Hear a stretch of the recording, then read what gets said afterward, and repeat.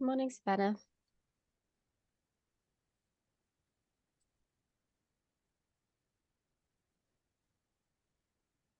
Good morning, Savannah. Morning, ma'am.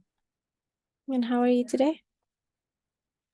I'm good, thank you. And you? I'm okay.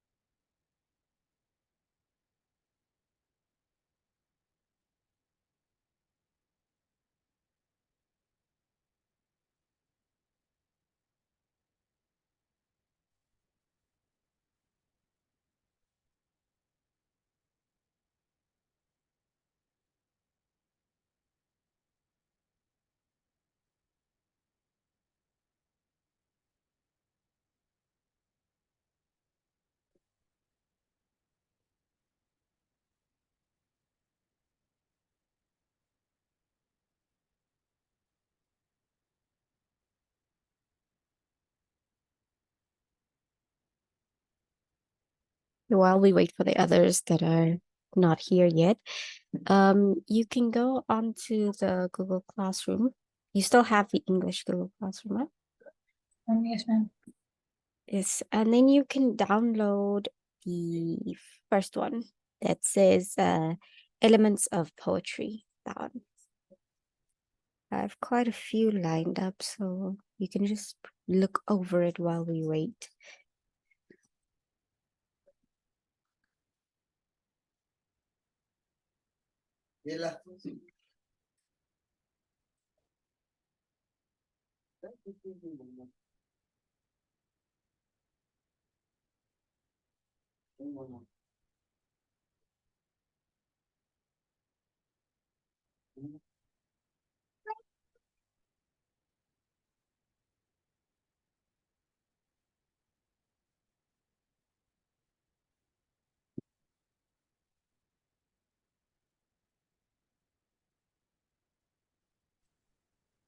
Good morning, Daniel. Highland, How are you? fine and you? I'm good, thank you, Daniel. 1 second. You can open your English classroom, Daniel. And then if you can just download the one. 1 second, let me see if I can find it. This that says a poem for detectives and poetry detective. That one.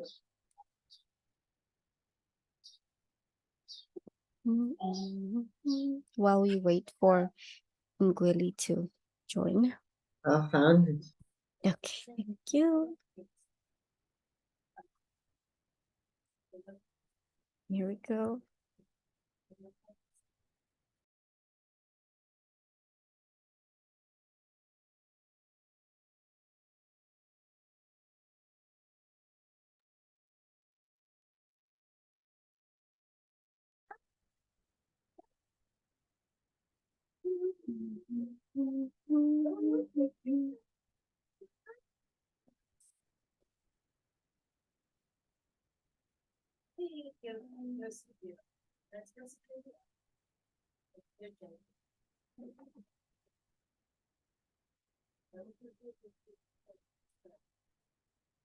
Savannah, reading through that, do you think you would need help or? No, ma'am. I think I'll be fine. Fine. Okay. Good morning, Ngwili. Good morning. And how are you? Good. Glad that you're good.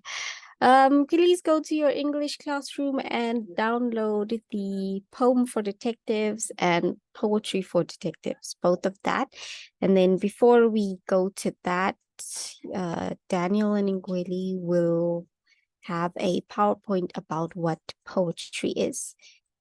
Savannah, I assumed you already know everything of poetry. Tell me when you've downloaded it, Ngwili.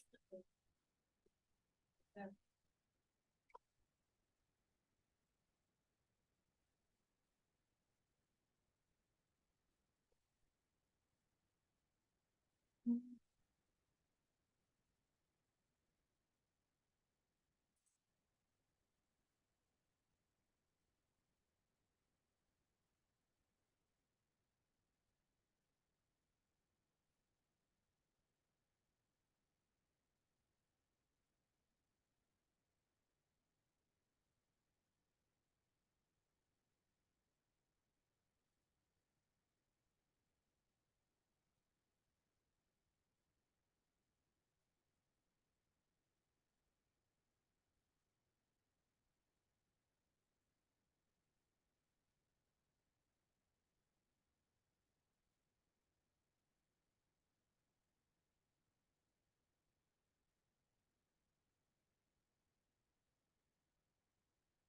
you have any, Gweli?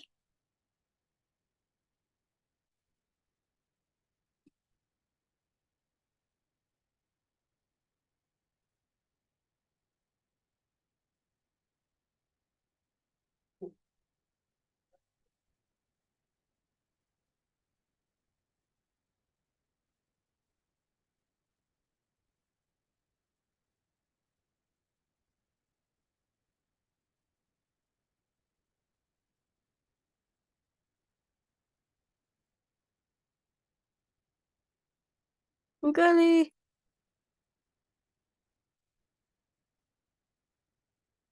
Hmm? Your internet is lagging. Oh, okay. I can see that it's lagging. Well, we wait for you. 1 second.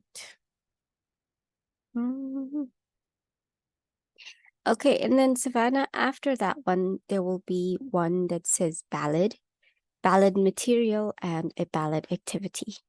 That one, just tell me when you're done with the first one so we can move on to the second one together. Okay, ma'am. Wait for Daniel, for Gweli to restart his PC. Daniel, do you know what poetry is? It's a form of art. Yay! Yes, it is a form of writing. Poetry is a form of literature and a very wide genre of writing. It is a form of imaginative writing. So it can be, they make, I don't want to say novels, but they do make poetry books of, it could be one poet that has a ton of poems in one book, or one book with a ton of poets and only one poem from them in the same book. Can be an imaginative writing that can be written by anyone. People choose to write poetry based on many different things, expressing thoughts and feelings about something in a creative way, and that is what they call poetry, to express something in writing in a creative sort of way. Poetry can come in very, very different forms of writing. So it can be very sad, it can be very happy, it can be very confusing at times. So that's what I think they call abstract poetry, when it is very confusing at times. But normally at the end you'll get the flow of what the poetry is about. The main aim of poetry is to involve and simulate the thoughts of the reader. Poetry can connect a reader on an emotional level. Daniel, have you read poetry before? No, you haven't. Just 1 second. Let me see what Gweli wants. Okay. Poetry has many different forms and can be written in many different ways. They can be short or long, fun or sad, real or imaginative, structured or unstructured, rhyming or not. There are a lot of freedom when it comes to writing poetry. Because of this, the writer is able to express their thoughts and feelings in a very unique way. There's a very famous poet. His name is Oscar Wilde. I'm not sure if you've heard of him before. I will upload something of him It's very long too, so we can learn about him and his poetry. He's very famous. I like most of his writing. So, but now you know that poetry can come in the form of many ways. It can be funny, sad, happy. It can rhyme. It can be short. It can be very long. It can be 3 pages long or just 3 sentences long. The quickest poem I can think of that I ever read was, I forgot his name. It was a Chinese writer, but the quickest poem he ever wrote was, I cut my wrists at the binding cord and watch all the pity flow out of me. I'll explain what that means later. But that was the shortest poem that I ever read. Okay. Are you still following that? Okay. Poetry. There are many different types of poetry, including all of this.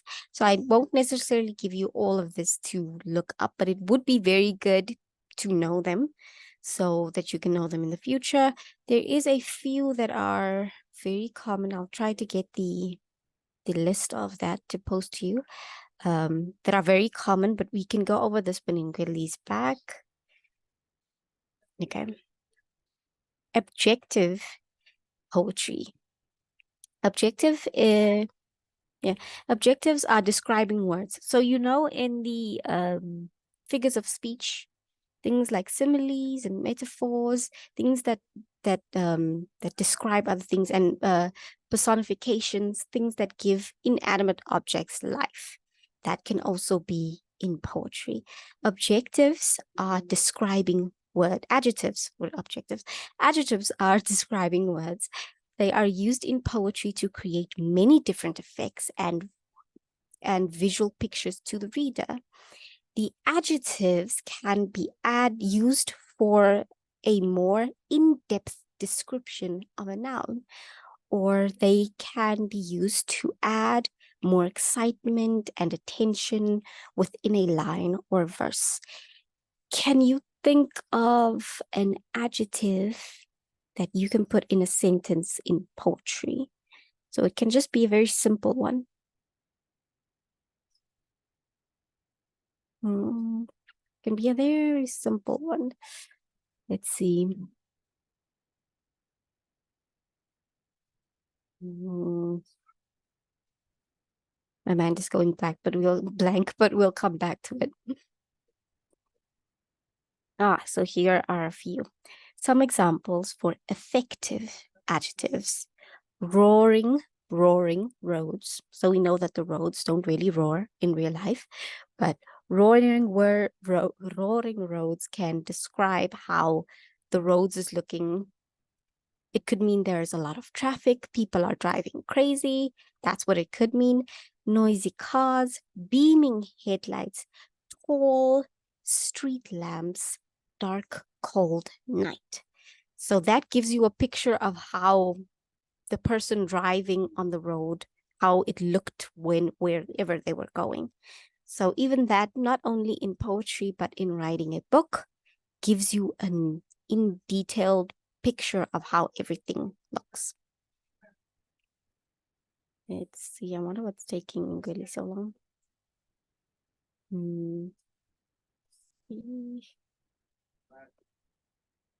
Just 1 second, Danny. It's taking so long.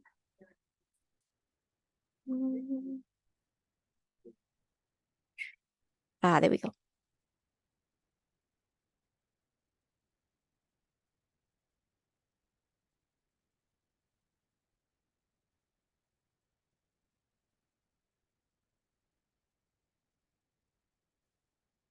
You're back. Is it working? Is it working better now? Okay, just download that things from Google's Classroom.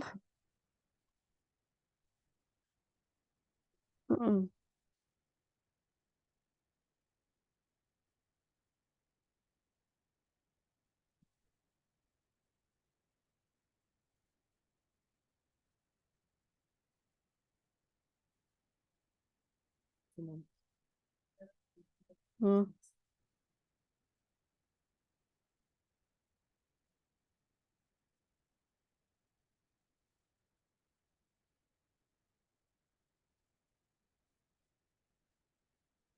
I downloaded it. Did you download it? Yeah. Both of them? Like Which- all of them. No.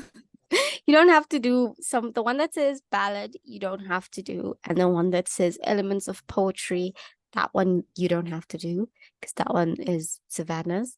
All you need to worry about is the detective poems for detectives and poetry for detectives.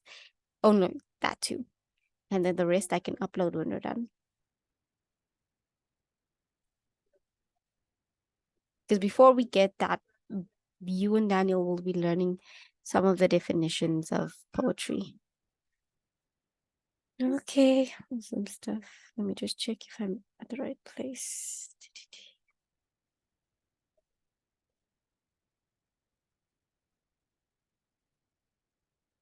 I don't think that will be in the questionnaire, so we can skip that one. Okay, so since I have to refresh it, Ingweli, do you know what poetry is? So Danny said it was a form of writing, and is absolutely right. It is a form of writing, a form of using literature, imaginative or real. Poetry can be very long and it can be very short, as long as it's descriptive and makes the reader feel some sort of connection or resemblance to the poem. So a poem could be about anything. Like you could make a poem about your life or your game or anything. Poem could be 3 pages long, or it can be 3 sentences long. So poetry isn't very in depth, but you have to describe everything that you might be feeling in a poem or that you might be thinking. It is imaginative, but you have to be very descriptive. So we are going to read about a few forms. Couplet poetry. Couplet is a pair of lines. These 2 lines particularly rhyme together. They are used in the same length due to the same number of syllables present.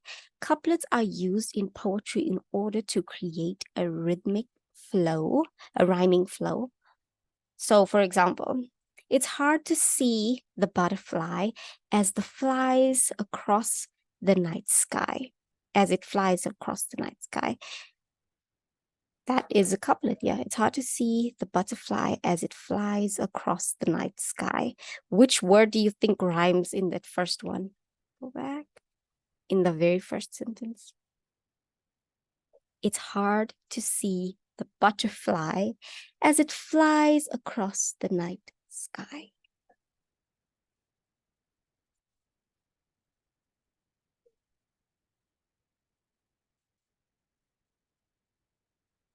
Daniel and Gwele. It's generally just the 2 lines that end almost similarly. It's hard to see the butterfly as it flies across the night sky. I just have a feeling. Hmm? I have a feeling it doesn't rhyme, but it rhymes. It does rhyme. See, both the 2 sentences in whole, the 2 lines in whole, they rhyme. But because butterfly ends in a Y and sky also ends in a Y, butterfly and sky are the 2 words that make it a couplet. So a couplet is both the sentences, but the 2 words that bring it together are butterfly and sky, because it creates a rhyming flow. Let's see if we can make the next one. I made the biscuits one by one. I'm waiting for the bell. Then they're done.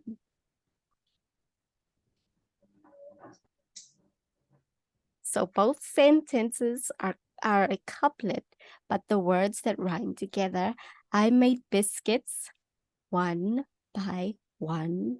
I'm waiting for the bell. Then they're done. That doesn't rhyme. It rhymes. It does I- rhyme. Ah. It rhymes. Mm. You see here, let me show you something. You see one by one, and then in done, if you take out the D, that is also a one.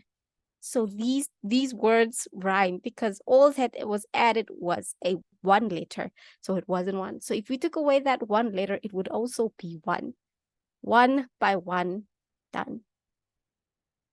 It rhymes. I made the biscuits one by one, waiting for the bell, then they're done. It rhymes. It rhymes. Lightning. Daniel, do you think it rhymes? It does rhyme. It does rhyme. Lightning, thunder all around. So much rain falls to the ground. Does that rhyme? It just feels like a normal sentence. It doesn't. It does around ground. That rhymes. The ending words always have a rhythmic flow. So around ground, done, one, butterfly, sky. These are words that rhyme, have a rhyming flow. So lightning, thunder all around. So much rain falls to the ground. It has a rhyming flow. Okay, using onomatopoeia. Do you guys remember what onomatopoeia is? Ingueli says he doesn't remember. Daniel, do you remember what onomatopoeia is? Mit Image. Hmm? Ornament. Okay, let me read it to you. Maybe then you'll remember. Onomatopoeia is when a word imitates a natural sound or suggests the sound a certain object makes. It is used in poetry to create a sound effect to make the description more expressive and interesting.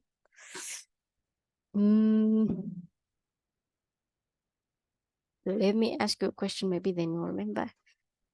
Have you read comic books before? Comic books or manga books, any of the sort? Have you read comic books before? No, you haven't. Let me see if I can find it for you again. Onomatopoeia is in a comic book or in a whatever book that you're reading, there'll be words like wow or bang, Shazam, things like that. And they write it in the corner in a very expressive sort of way so that you know that it's making a sound. So let's say lightning were to hit in the storybook. Just 1 second, 1 second. If lightning were to hit in the storybook, then you'll be able to see it.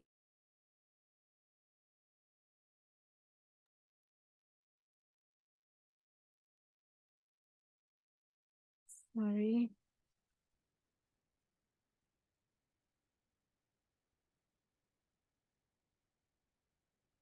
Let me see if I can show you how it looks. Then you'll remember. So you can't put a sound in a book. You can't physically put a sound in a book. So this is how they make it. See, it's loading. There you go. So this is how they make it. So when something explodes, it says kaboom and wham, or when somebody gets hit. I think they even have it in I don't know, cartoon shows. I'm not completely sure. Yes, but they do. yeah, yes. So they even have it in cartoon shows just to emphasize the sound that it's making, or the to emphasize the sound that it's making, or whatever the cartoon made the sound. It's basically the character has the same voice as you.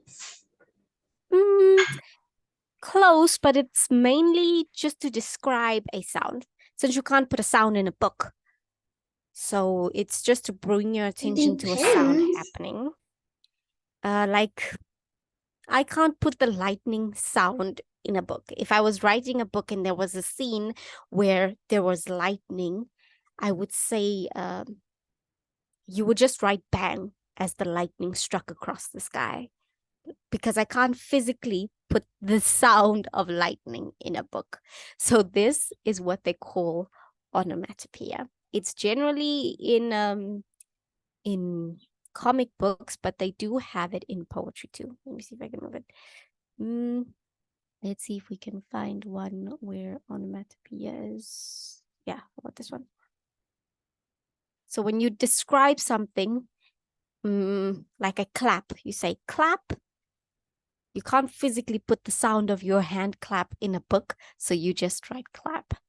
You can't physically put the sound of stomping your feet in a book, so you just write stomp.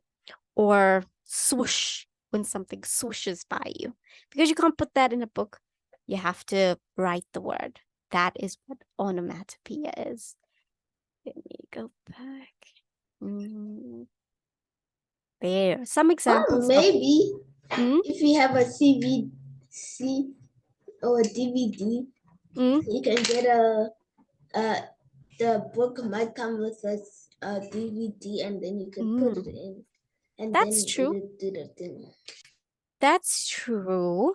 But then that classifies as an audiobook and not a book, like a book that you have to read on yourself. So that would classify as an audiobook, but that is also a good idea. So if that does come in a book, that would also be an example of how onomatopoeia is written in the book. Just 1 second, Savannah, are you still okay? Okay. Sorry. Anyway, some examples of onomatopoeia, which are bang, when you slam a door and it makes that sound. Bang, crash, when something crashes. Pop, smash, drip, buzz. Tick tock, because you can't put the sound of a clock in a book. Wham, pow, whoosh. So that is the sounds, or that's the descriptive sounds that you can put inside a book. Prose, poetry. Prose is a form of language used in poetry that has no formal structure and is written in paragraphs. Prose does not relate to any form of rhyming or pattern. It can contain language play such as repetition. So let me see if I can show you the examples of it. Sometimes I daydream. See, this is a poem that won't be rhyming.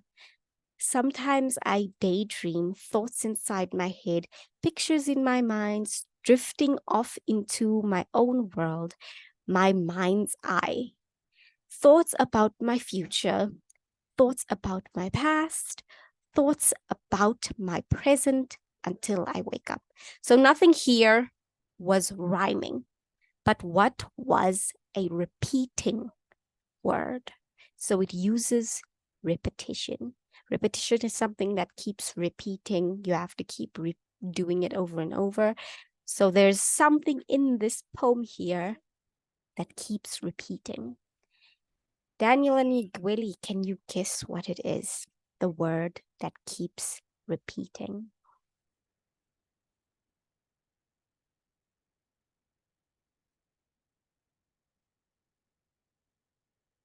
Fly, fly. You can fly. No, not that one, but the in the poem that we read just now. Hi. Sorry, Daniel, can you say again? My mind. Close, but there's one word that repeats even more than mine. Oh, I know. Yes? Banana. No. You said banana? I didn't say banana. I said, okay, let me read it one more time. Maybe then you guys will catch it. Sometimes I daydream. Thoughts inside my head, pictures in my mind, drifting off into my own world, my mind's eye. Thoughts about my future. Thoughts about my past. Thoughts about my present until I wake up. Yes, Daniel. That's the word my. My is very repetitive here, but there is also another word that it centers around. Okay, let me read only the words Wait, that is it in my mind? No, but we'll take my. But there are, let me say, three words that keep repeating itself. Let me repeat only the 3 sentences that keep repeating itself. Just 1 second. Benji. Thoughts inside my mind. Thoughts about my future. Thoughts about my past. Thoughts about my present. So the repetitive words of the 3, yes, Danny. Word thought. Yes. The word thought is very repetitive. It repeats more than the word mind, and it repeats the same amount of times as my. So thoughts inside my head, thoughts about my future, thoughts about my past, thoughts about my present until I wake up. So prose poetry is language that has repetition in it a lot and does not rhyme or have a pattern. It has no formal structure and is written in paragraphs. But one thing to remember about it is that it is repetitive. Just 1 second.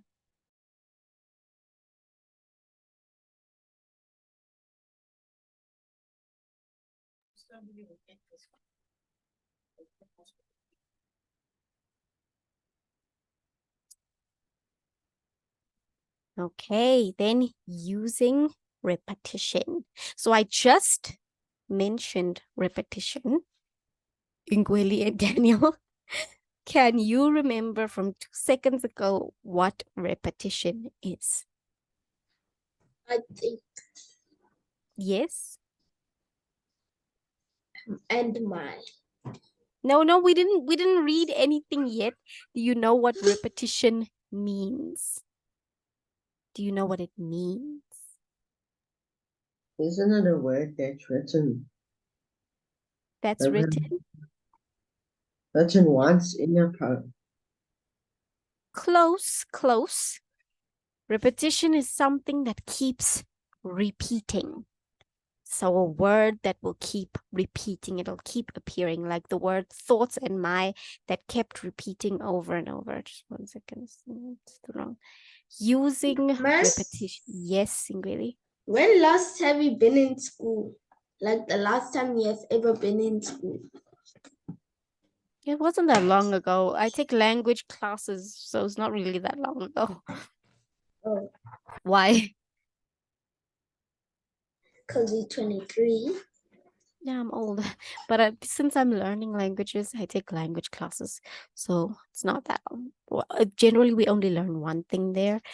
Well, it's not like where you guys have to learn an entire syllabus. So it's a lot easier. Anyway, using repetition is using a certain word, sentence, or phrase is written more than once in a poem. So remember, more than once. It could be one word or a sentence or a phrase that will keep repeating itself. Repetition is used in poetry to help make the poem more interesting and to help create patterns. Depending on the word or phrase that is repeated, repetition allows for more emphasis to be placed on certain themes, ideas, or objects. So remember that. Some examples of where repetition can be used in poetry. Using a refrain, just Refrain in poetry, this is where a verse or phrase is repeated during different stages of a song or poem. What was that song that was so annoying that everybody liked? That I'm not sure if you've heard about it, but it goes shark do do do do do do do do shark do do something like that. Yeah, that song. Baby Shark. That one. So the first sentence, the very first thing is repetition, because that first line kept repeating itself over and over and over again until it got. The only thing that changed, I think, was the end part, was like Mama Shark or Daddy Shark, something of that. I think that was the only line that changed at the end. But that is where repetition was used, because the first line was exactly the same. That song was so annoying. Using a chorus in a poem. This is where a verse or phrase is repeated following each verse within a song or poem. In an echo poem, the last word in each line can be repeated as a response to the next line. So now you guys, we will remember what repetition is. Am I correct? Daddy and Ngweli, will you remember what repetition is? Or do I have to repeat it? Okay. Using syllables. A syllable is a unit of written or spoken words. Syllables are broken up sounds that are used to create words. One syllable, more than one syllable. Syllables are used in poetry to create rhythm. Let's see, look at syllable patterns in the poem. Cat, Fluffy, catches mouse. My faithful pet. So you guys know how to count like syllables. When you say cat, that's like cat. Oh, sorry. It's cat, that's one syllable. Fluffy, fluffy. And then catches mouse, catches. Oh, wait, that should be two. I don't know why they said three. That should catches mouse. My faithful pet. My faithful pet. Because there are three syllables in that line. My faithful pet. Are you following in, Gweli? Are you really following?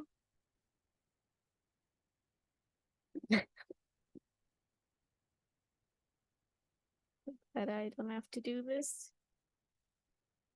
Verb. Okay, Ingweli, what's a verb?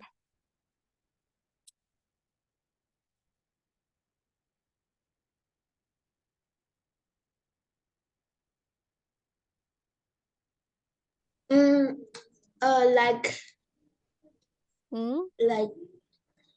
like there's some short letters and some long letters. A verb. Yeah. Well, yeah. Wow. Okay, Danny, do you know what a verb is? What's a verb? Isn't doing what? A doing word. Very good. A verb is a doing word. Verbs are doing words. They show action within a sentence. Verbs are used in poetry to create a range of effects. They are used to create more interesting sentences and can help describe what different people and objects are doing. So if you'd have to put verbs into poetry, obviously, because you have to put verbs into any form of writing so that people can know what is happening in the story, in the poem, or in the movie, or whatever. So here are some examples of verbs. The boy ran along the shoreline. Ingweli, which word is the verb in that sentence? Which word is the doing word in that sentence? Ran. Ran. Yes, very good. The woman held her baby tightly. Which word is the doing word? How? Daniel? Held, very good. And then the last one, it followed her to school one day. Which word is the doing word? It followed her to school one day.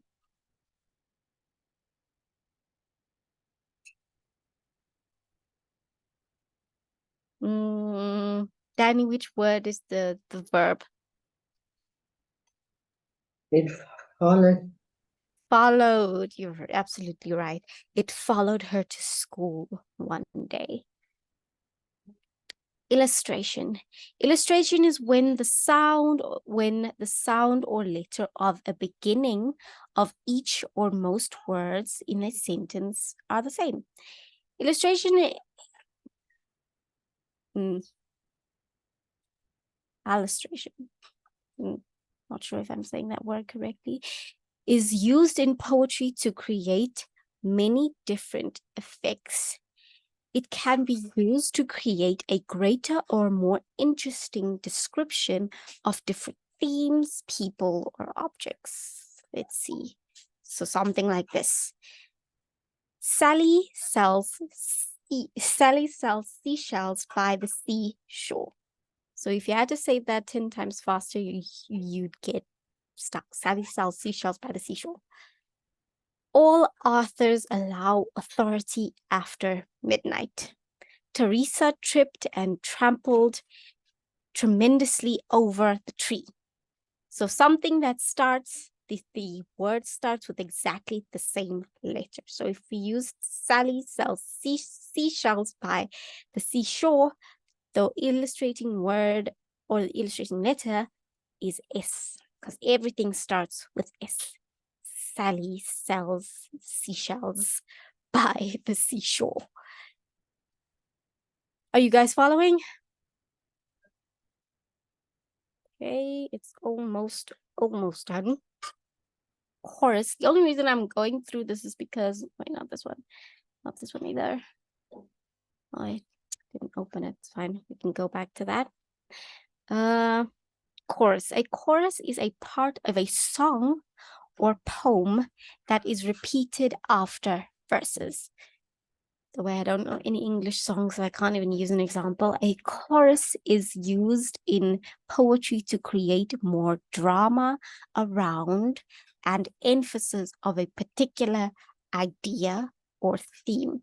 So in any song that you know, there's always 2 or 3 parts that are exactly the same that keep repeating itself. So the song will start with some different words or some different lines, and then it'll go into a chorus. Now the chorus is a repeating sentence. Then they'll sing the chorus, then they'll sing the verse, then they'll sing the chorus again, and then the song will end. So that's normally how songs go, which in poetry can go the same way. Oh, like this. We wish you a Merry Christmas. The part where we wish you a Merry Christmas repeats like 3 or 4 times. That is the chorus.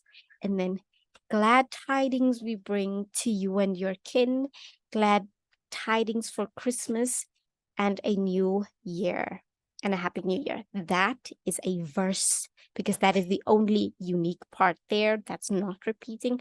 And then we wish you a Merry Christmas starts again. That makes we wish you a Merry Christmas a chorus. And then a oxymoron. Daniel and Ingwili, do you know what an oxymoron is? Okay, oxymoron is a figure of speech that uses different or opposing terms. The most common form of oxymoron involves just 2 words. Oxymoron is used in poetry to create dramatic expression or effect. Let's see. Bittersweet is an oxymoron because how can something be bitter and sweet? So like parting is such sweet sorrow. How is something sorrowful sweet? So sweet sorrow is an oxymoron. Pretty ugly is an oxymoron because how can you be pretty ugly? Act normal seriously funny, passive aggressive, alone, together, deafening silence, because how is the silence deafening? Are you guys following? Okay. And living dead, because if you're dead, you can't be living. Living dead. So an oxymoron are two words that kind of contradict each other, but they go in the same sentence. Rhyme. Rhyme occurs when two words sound the same when spoken out loud. These words usually have the same ending sounds, like butterfly, sky, around, ground. Those are rhyming words. These however, they don't need to be spelled the same. Rhyme is used in poetry to create something interesting to read. It is used to create a pattern within a poem. Just 1 second. Savannah, are you okay? For example, night and fright, those almost in the same with the th, fright, night, wood, hood. So those aren't spelled the same, but they sound the same when you say it. Could, should, hail, pale, male, stale, air, fair, to and do, day, sway, pause, clause, bears, and stairs. Do these sound like they're rhyming? Ingweli, does it sound like it's rhyming?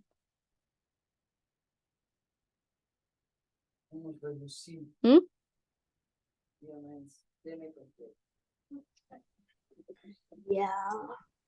Yeah. So they do have rhyming words. So you when something rhymes, you just have to look at the end of the word or just how the word sounds. For example, night and fright, they both end in th, which makes them almost the same. But wood and wood don't end the same, but they sound the same. Could and should end the same. Hail and pale don't end the same, but they sound the same. But pale and male end the same, and pale, male, stale also end the same. Simile. Do you guys remember what a simile is? Yes, Daniel, what's a simile? Uses like or as. Yes, that was very good. Uses like or as. Simile is a figure of speech.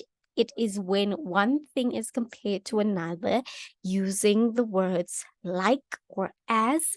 Simile can be descriptive as the writer chooses. Similes are used in poetry to give the reader a more descriptive and in-depth understanding about a particular object or person.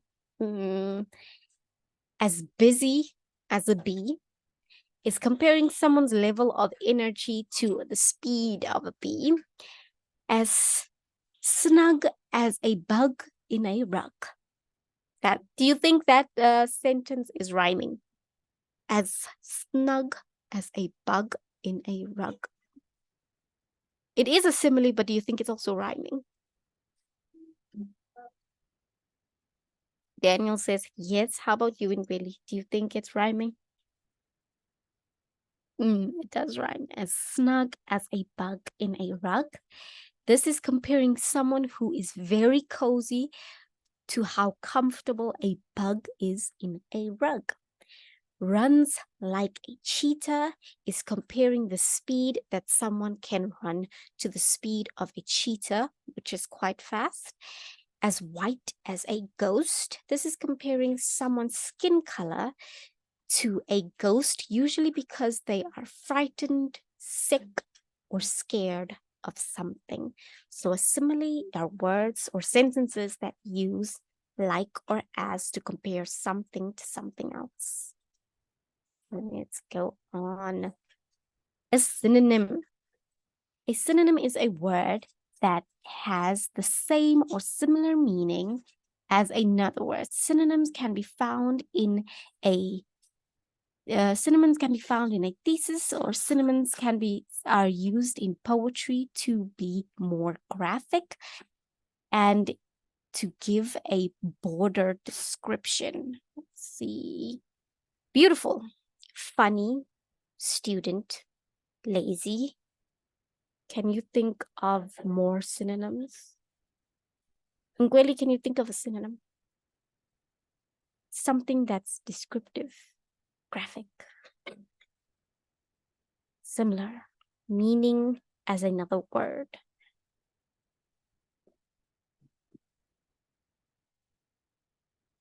And how about you, Daniel? Can you think of a synonym? Okay, you guys can think on it when we can come back to it.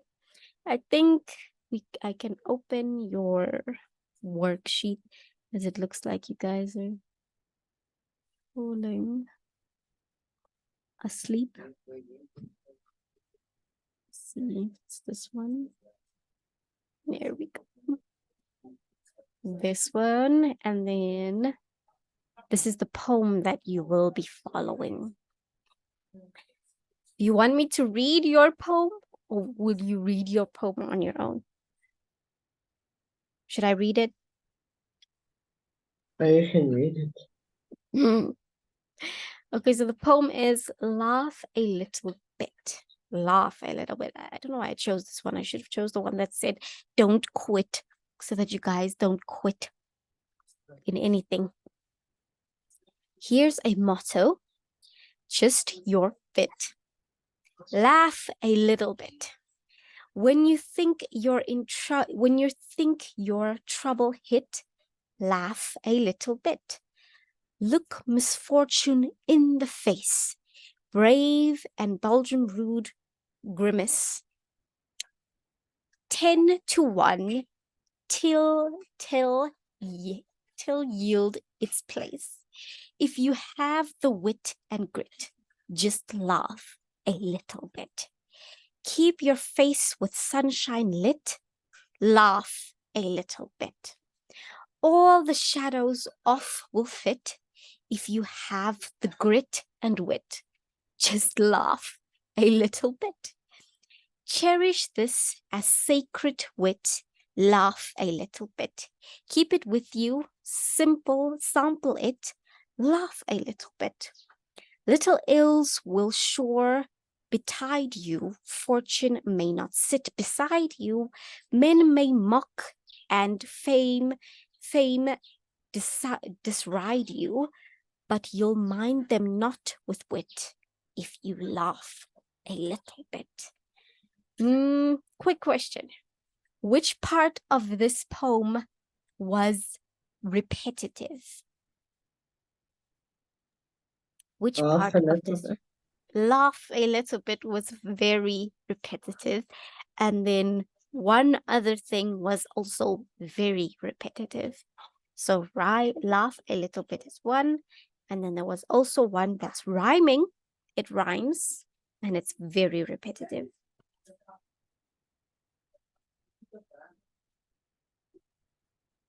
Which one do you think it is? I'll read the first part, then you can tell me which one it is. Here's a motto: just your fit. Laugh a little bit. Okay, so that one is repetitive. When you think your trouble hit, laugh a little bit. Look misfortune in the face, brave and beldam rude grimace. 10 to 1 till yield its place. If you have the wit and grit, just laugh a little bit.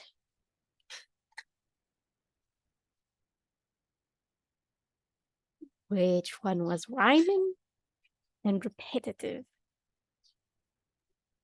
Grit and what? Wit and grit, very good. Wit and grit was also very repetitive, as right before the chorus of Laugh a Little Bit hit, it would say wit and grit. Let's see your lesson. Okay, the poetry detectives. What was the poem about? What was the poem about? So I'll only help with this part here, and then you can you guys can do the rest. But what was the poem about? Anybody?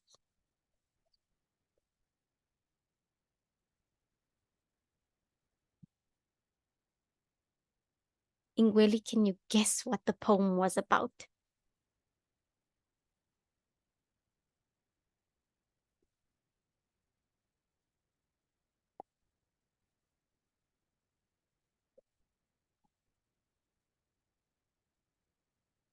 Should I read it one more time? How about you, Daniel? Should I read it one more time? Okay. Savannah, I'm not sure if I'm muted. You can mute me because I don't want to be annoying, repeating the same words over and over. Okay. Let's see. The title. The very beginning. Laugh a little bit. Then it starts. Here's a motto, just your fit. Laugh a little bit. When you think your trouble hit, laugh a little bit. Look misfortune in the face. Brave the beldam rude grimace. 10 to 1 till yield its place. If you have the wit and grit, laugh a little bit. Keep your face with sunshine lit. Laugh a little bit. All the shadows off will flit if you have the wit and grit. Just laugh a little bit. Cherish this as sacred wit. Laugh a little bit. Keep it with you. Sample it. Laugh a little bit. Little ills will sure betide you. Fortune may not sit beside you. Many men may mock and fame disride you, but you'll mind them not with wit if you laugh a little bit. So what is the poem about? About Hmm? Laugh a little bit. Laugh a little bit. That is exactly what the poem. So the title is Laugh a Little Bit, which means the poem is about don't take life so seriously. You should always remember to just laugh a little bit. The poem is about laugh a little bit and don't take life so seriously. You don't have to be serious all the time. And then the second one says, does this poem rhyme? Did it rhyme? Daniel says it rhymes. And Kweli, did it rhyme?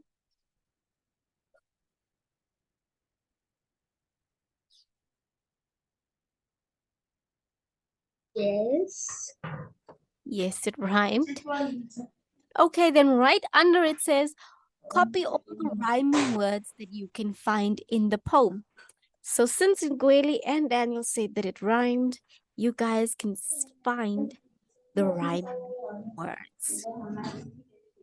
Which were the rhyming words?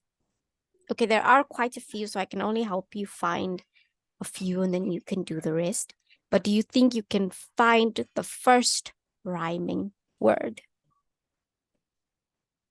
The first rhyming words.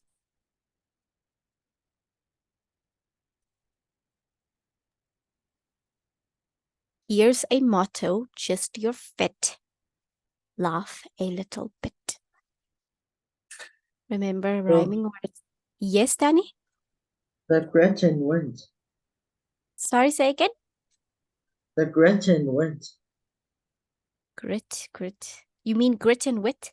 Yeah. Yes, yes, that was very good, Danny. So grit and wit, they do rhyme. And then, Ingweli, can you find two rhyming words?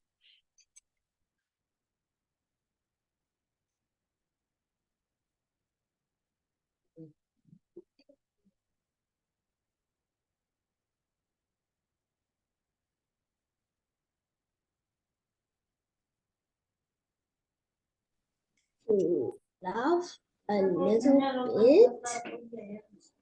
There is a rhyming word in laugh a little bit. So you are partially correct. There is a rhyming word. So take the last word in the sentence, laugh a little bit, and then look for the word that rhymes with bit. A different word that rhymes with bit.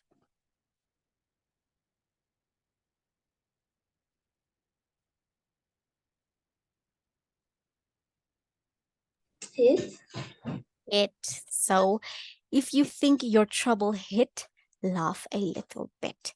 So right here under did this poem rhyme, you'll have to write all the rhyming words there, all of them, because there are quite a few in there. You'll have to write all of them that rhyme. So then the rest you guys can do on your own. It says, what was the following question says, what is your favorite word or phrase in the poem? Explain why you like it. What is your least favorite? Explain why you don't like it. How does the poem make you feel? Explain your answer. Try to draw your feelings in that circle there. Would you recommend this poem to a friend? So let me just see. Okay, yeah, this is just a repetitive thingy. Okay, but right at the bottom of that, when you skip all of these things that are repetitive, just check the very last one. Is there a rhyming pattern? If so, what it is? Has the poem used imagery, figurative language in the poem, such as personification, metaphors, simile, other? Other is things like illustration or onomatopoeia. Can you use this form of figurative language? And these are all the same, so you can skip them. Is if you could change a word or phrase in the poem, what would it be? Does the poem follow a repeating pattern or rhythm? You can count the syllables for the repeating pattern. Okay, that's the same, that's the same. And then right here at the bottom, does the poem contain any of the following? Repetition of words or phrases, onomatopoeia, illustrations, and answers. Does that? So you'll just tick the box there, and then I will check it later. So that is what you guys have to do. And then Savannah, are you on the first one or the second one? Ma'am, I'm like halfway through the first one and halfway through the second one. I stopped halfway and then I just moved see. to the next one. Okay.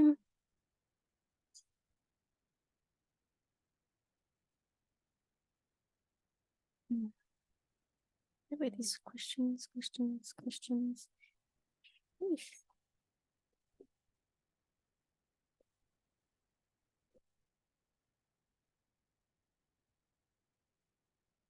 Okay, so Danny and Gwilly, do you think you guys can finish that one worksheet? Okay, Danny says yes. Yes. I'm not sure if I can upload this one. It has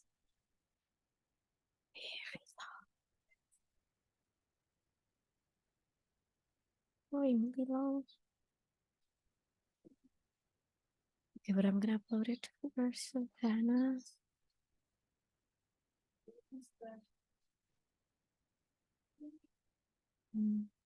Literally lives of Oscar Wilde. Literary.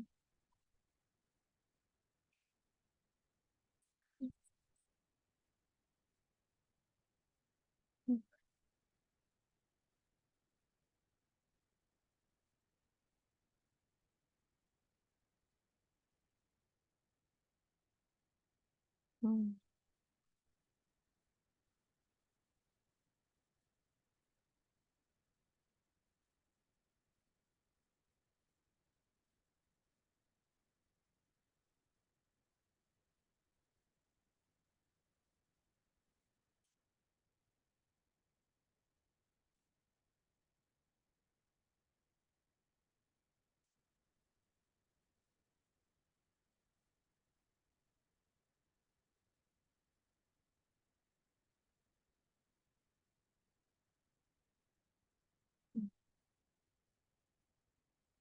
Print.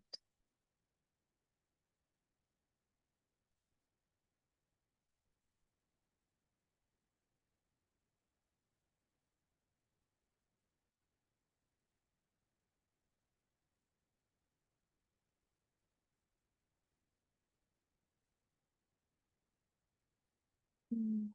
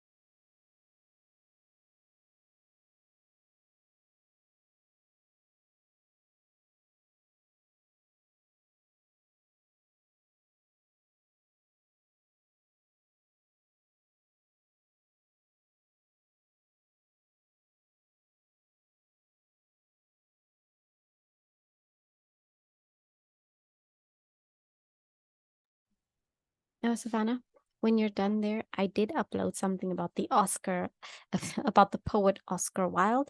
It is quite long, so you should just tell me if I should shorten it or if it's fine like that once you have a look at it.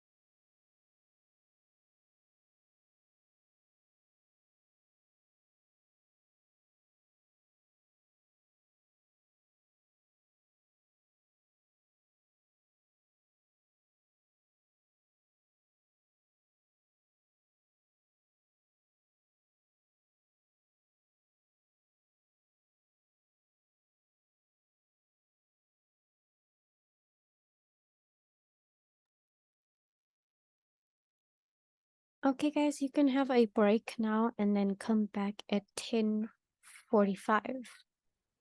Then we'll continue.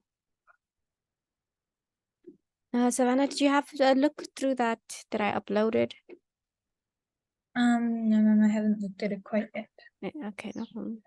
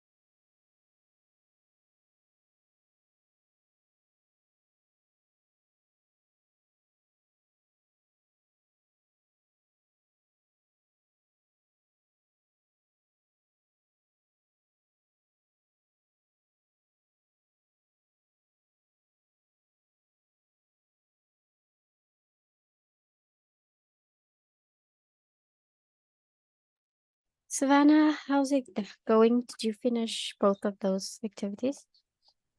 Yes, ma'am. I'm just sending them to my laptop so I can then attach them and hand it in. Okay.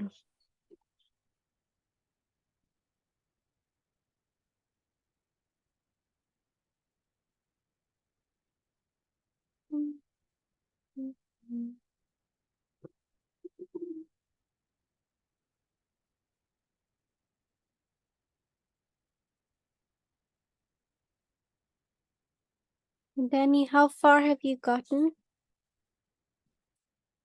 I'm on the second one, actually.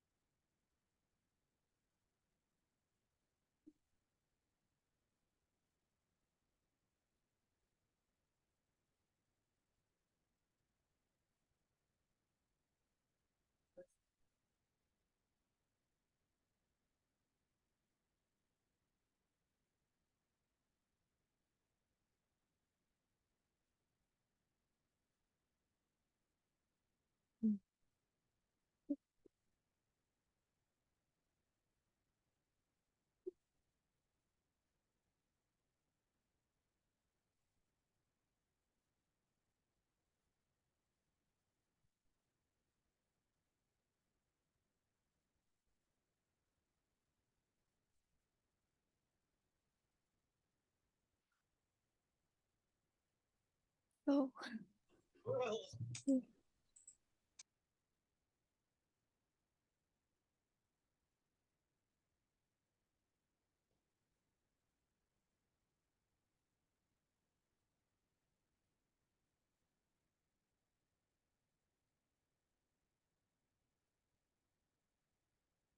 Now you're back, Ingoli. How far have you gotten with your activity?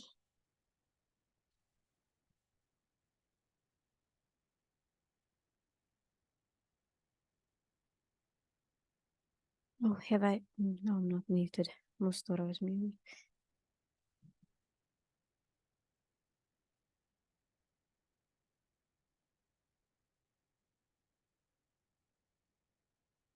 Like what is the memo thing?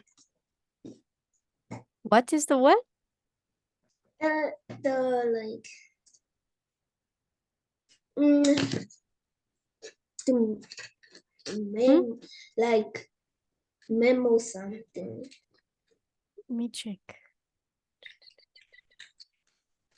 I think it's Memo. Memo.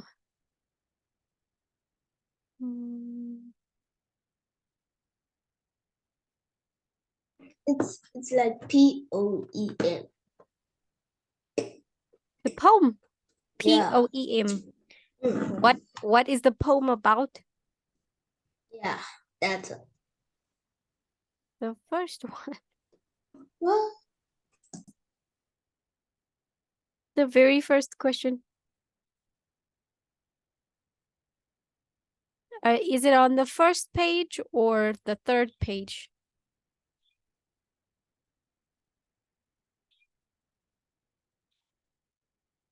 The first one.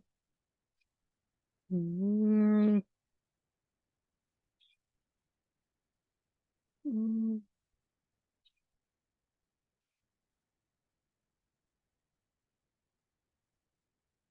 And then the other thing I'll only give to Danny since Ngweli is still busy with the first one.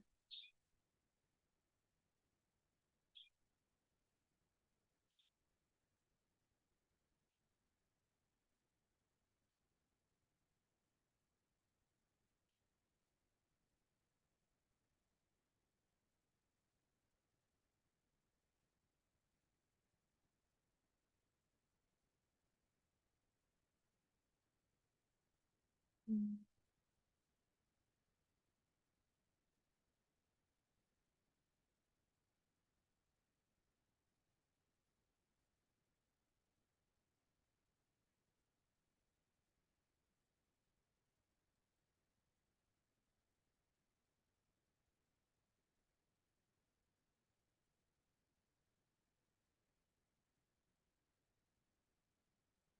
Okay, thank you, Savannah. I see the one that you uploaded.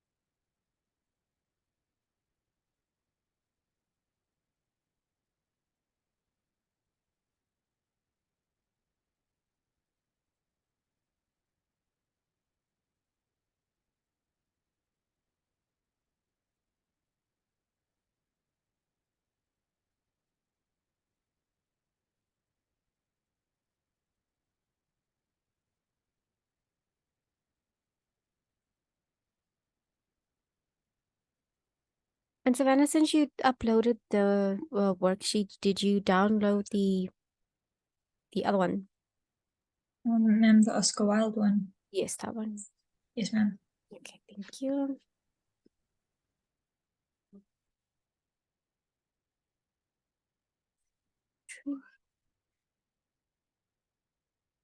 Mm.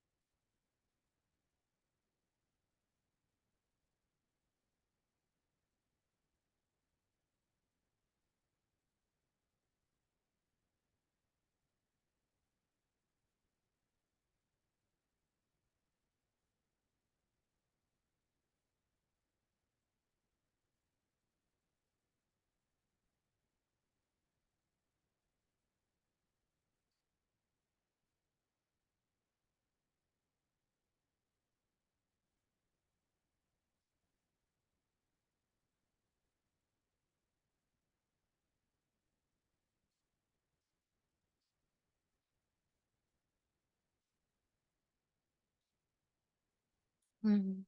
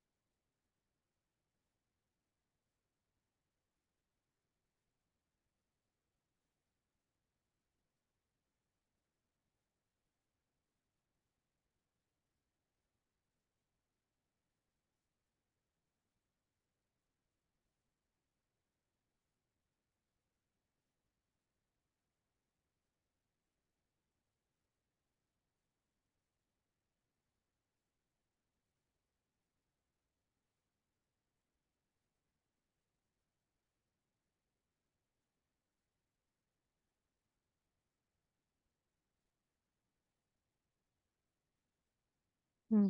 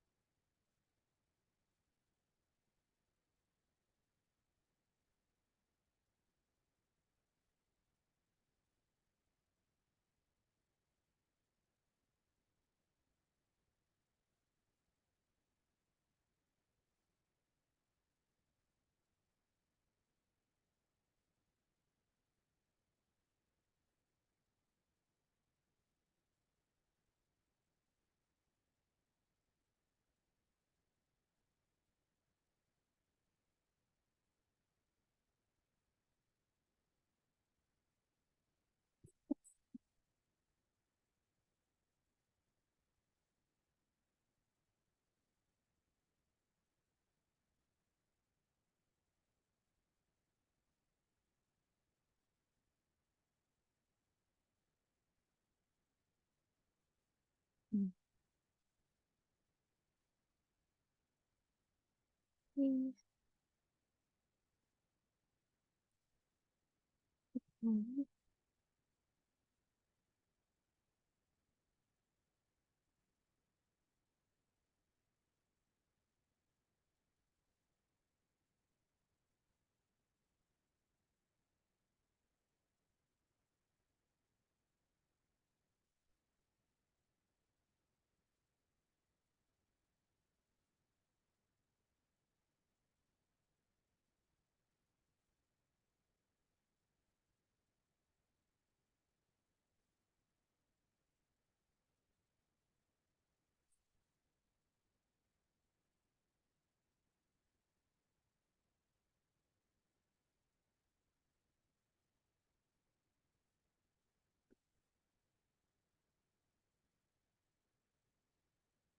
Mm.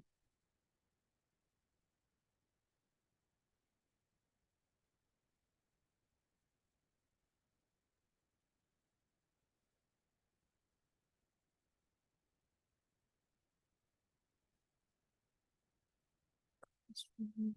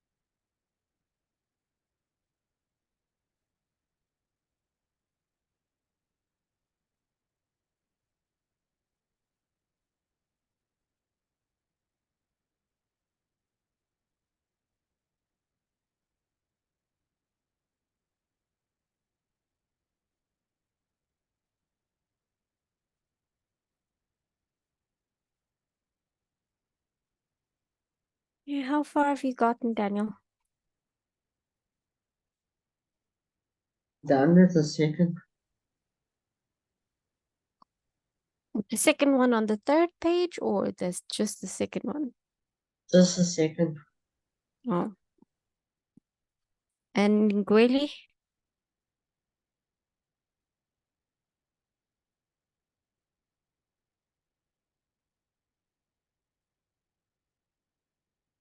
Ngueli.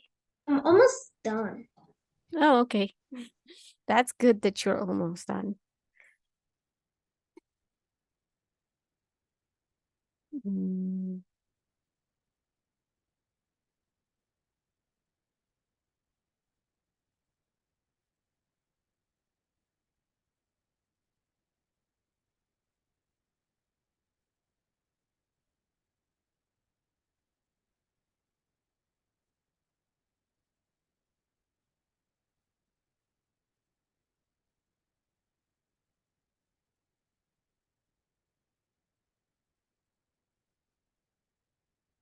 Means three different types.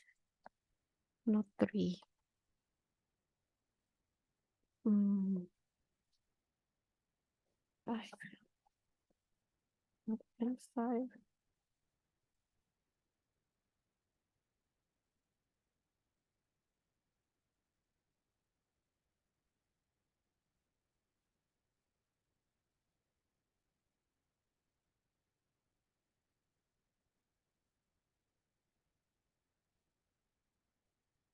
Mm.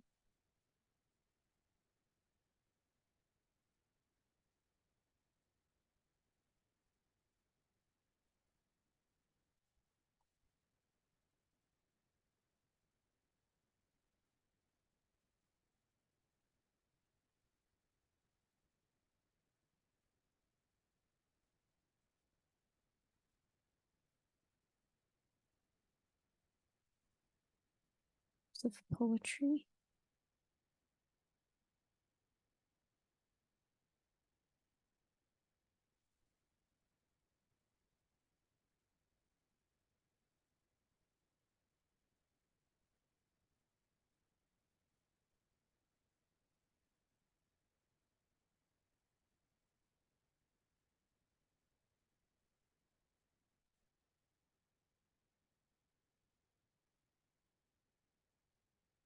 Mm.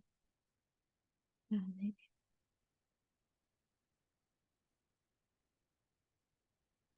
Mm.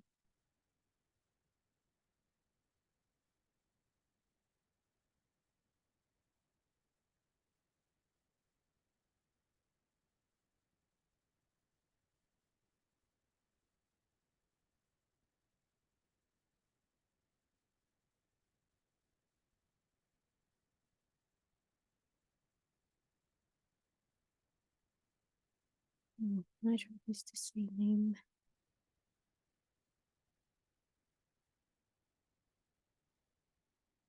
Six. Six. Six different type of poetry.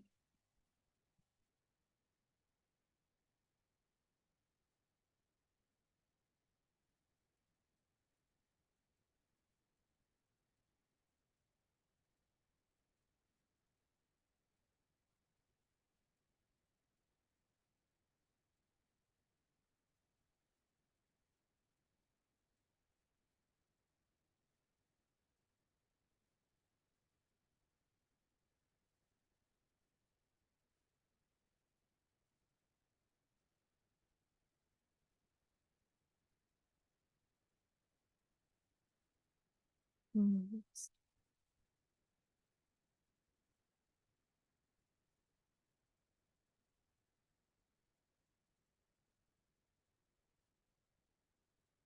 Mm.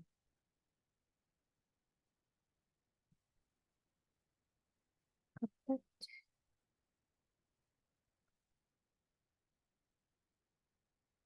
Poetry.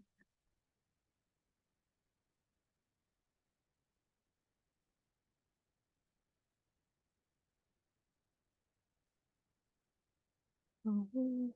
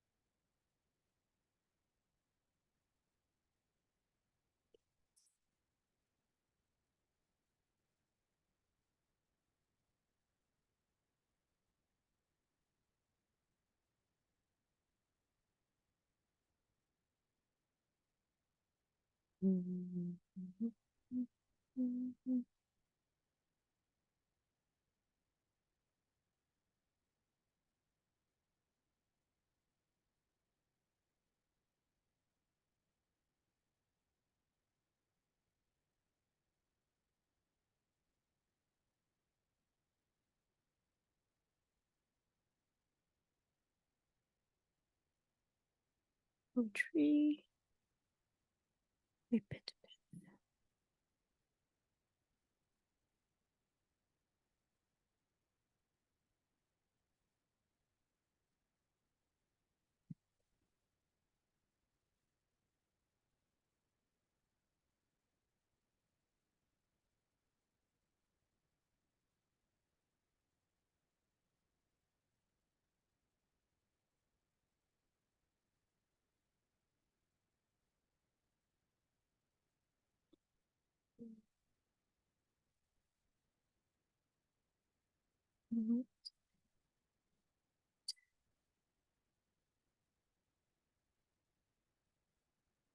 Following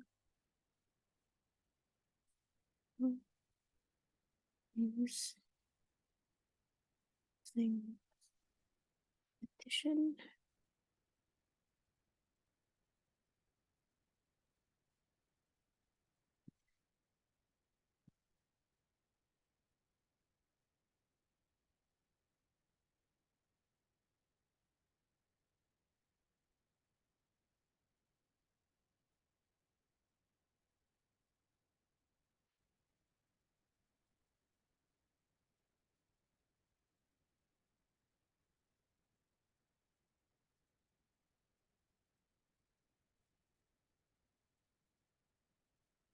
Alliteration.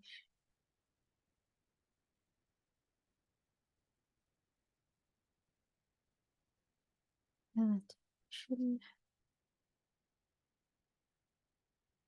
Alliteration.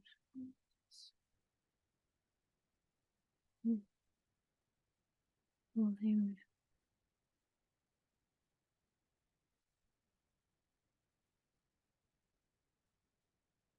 I still remember it's not that difficult.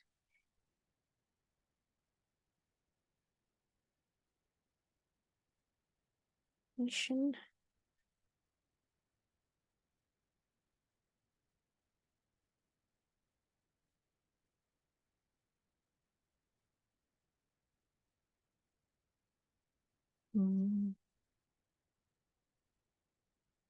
What part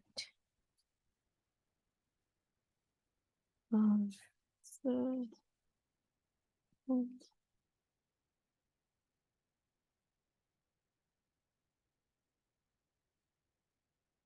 using thing alliteration? What oh,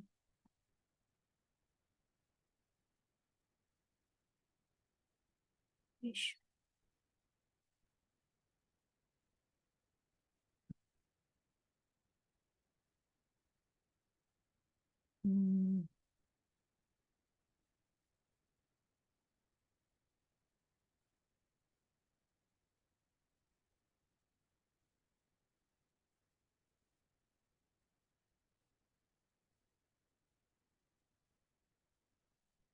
Which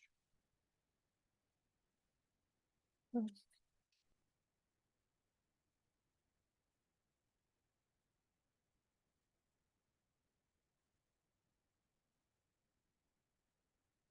course.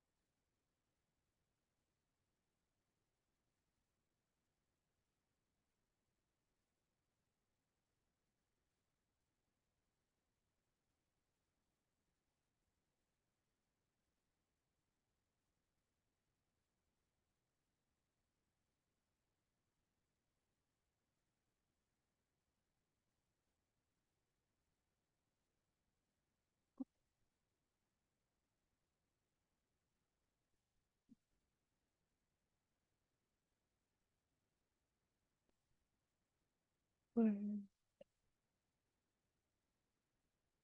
Mm.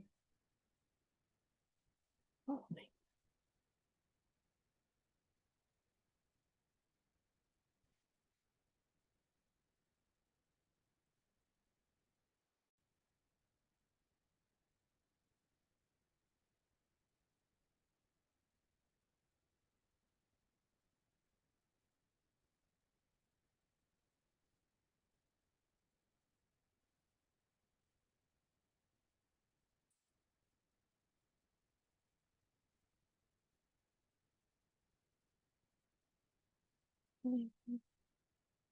Peacefully.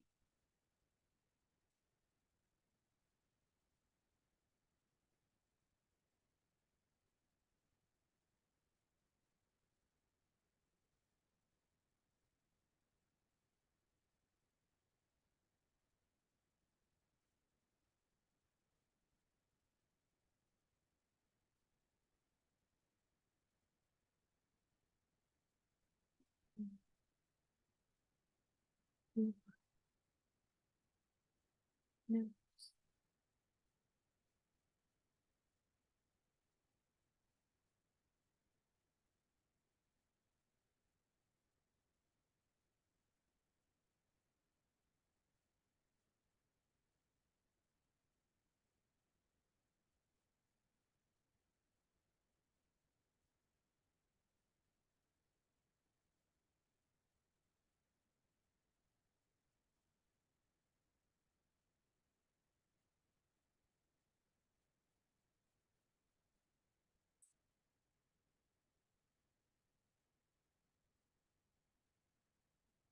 Purple.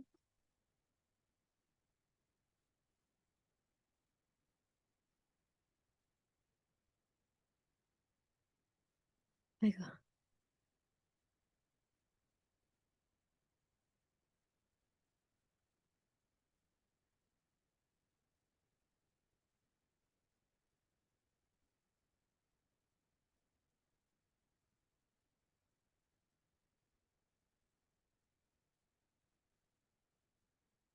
Mm.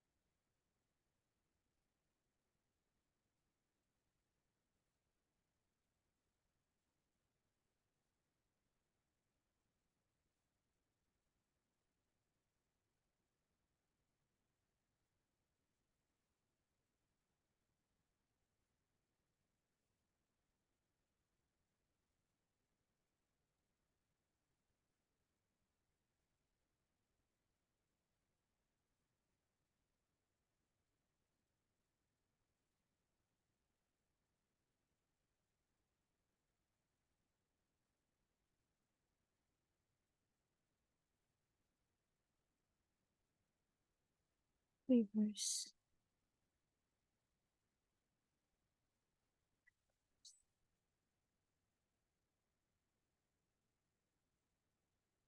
Mm.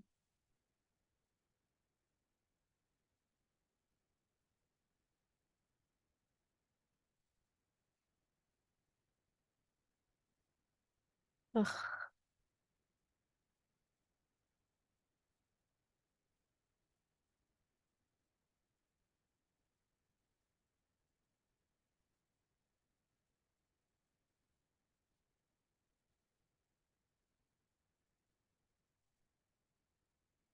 Are you done, Ingwezi? You're done? Okay, great stuff. Did you upload it? Okay, I'll have a look.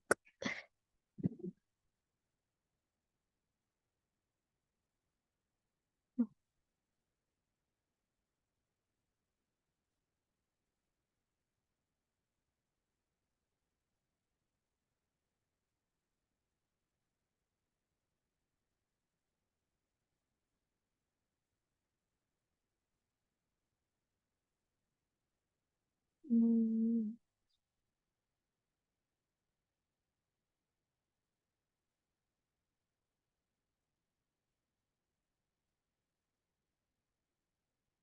Ma'am, can I use Yes. the bathroom? yes, you may use the bathroom.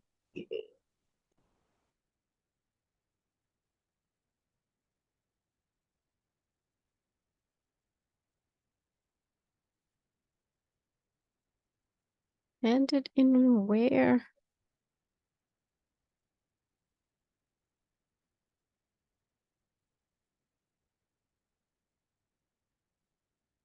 Come tell me where he handed it in. Ma'am, do I have to finish the Oscar Wilde comprehension today? No, it doesn't have to be today. You can take your time with that because it is quite a few.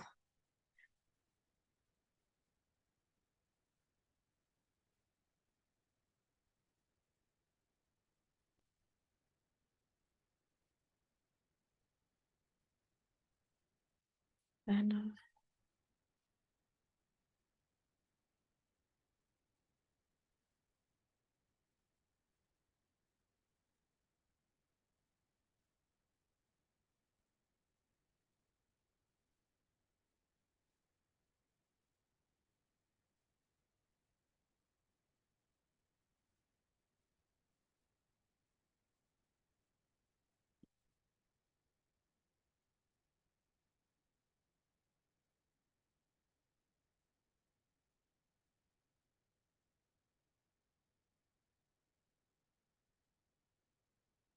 I'm going to put that in.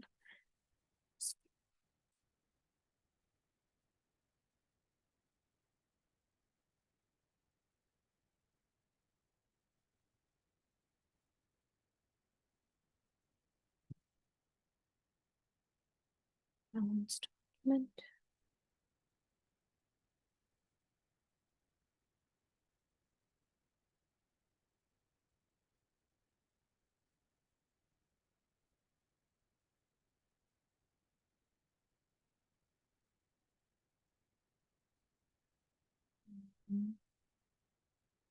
Mhm.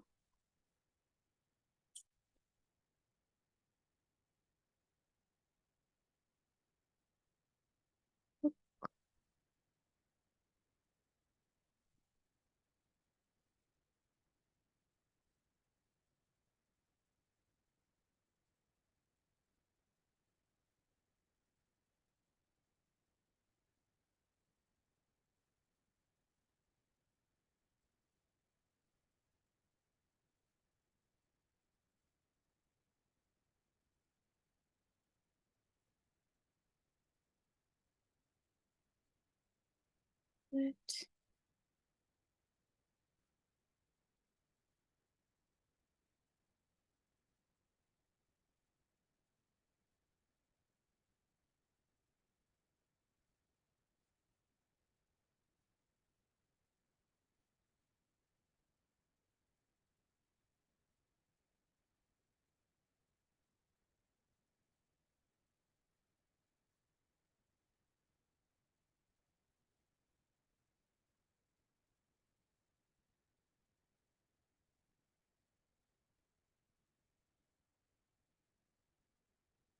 Poetry.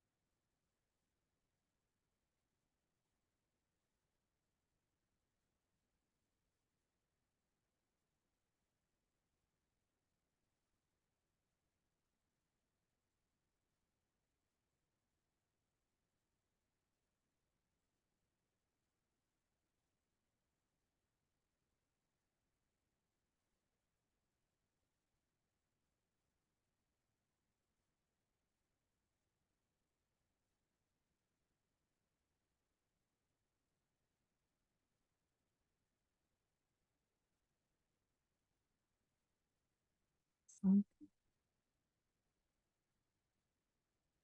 Mm.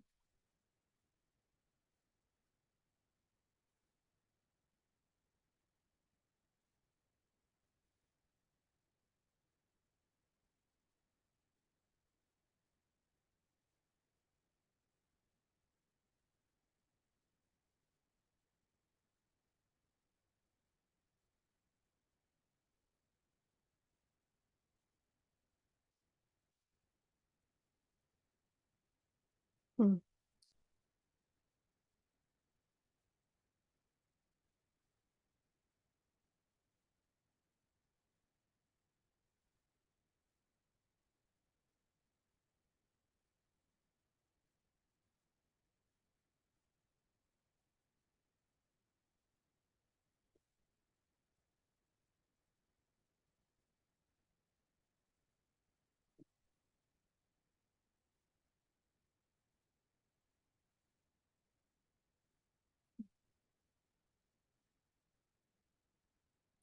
Right.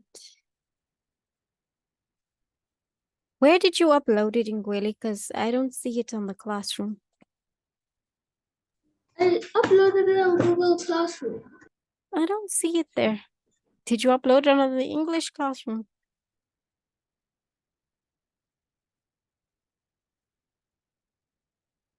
Yes. Wait, let me refresh the page. Maybe that's why I don't see it. Mm. Let's see. Let's see. Mm-mm. English. Mm, mm.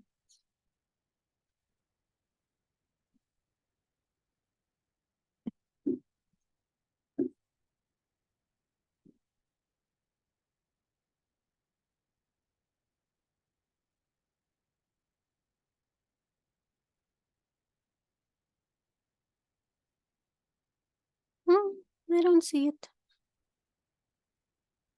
It doesn't say handed in or anything.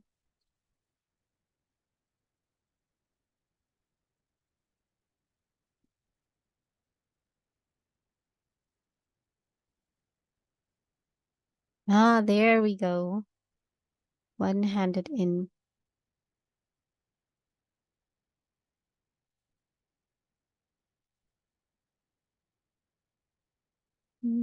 You. Let me see what's happening here.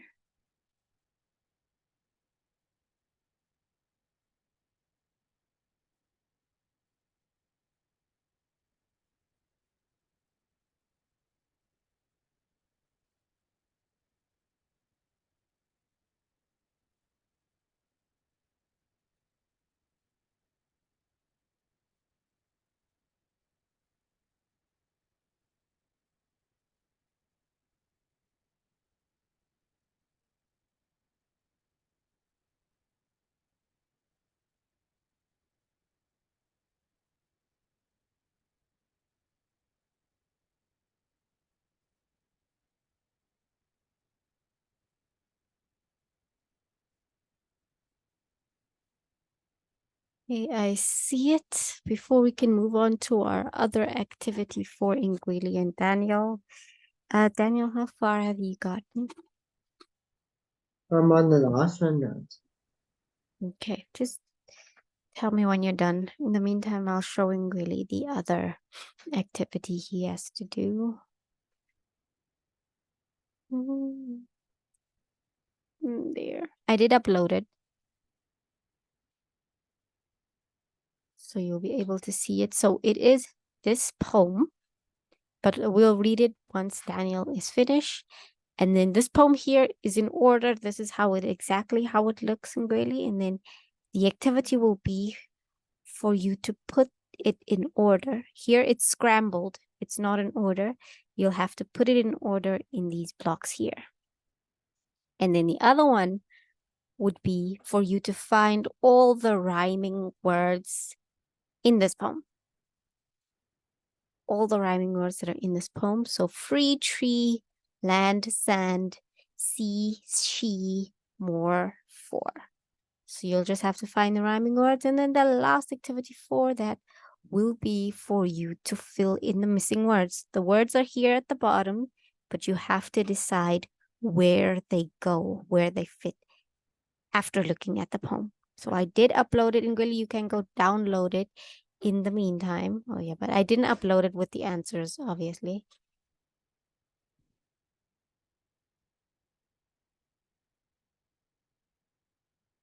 Huh? Yes. Like when you say download it, like must you download it like in a file? No, I uploaded it on Google Classroom. So it's all there in one. It's under, let me see what it is under. 1 second. I think I put it under the camel poem. Because when you post it and then I need to like do the work. I like go to the thing. I go to the thing and then I click on the worksheet Mm. and then like on top of it there's a thing that shows like something and then I click dog Download. hub. Then you click what? Dog hub. Mm. It's like let's say you go to the worksheet Mm. and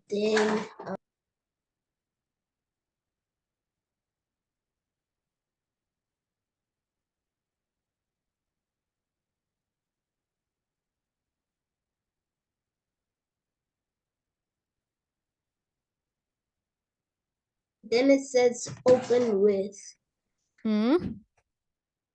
the dog hub.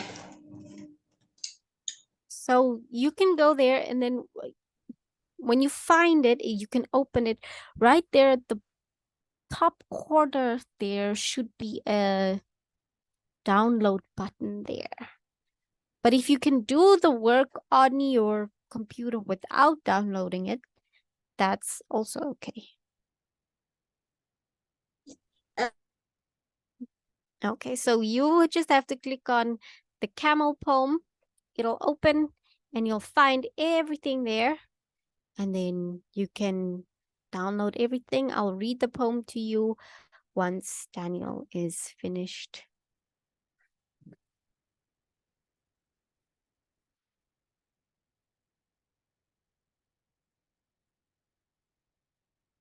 Where did I put my...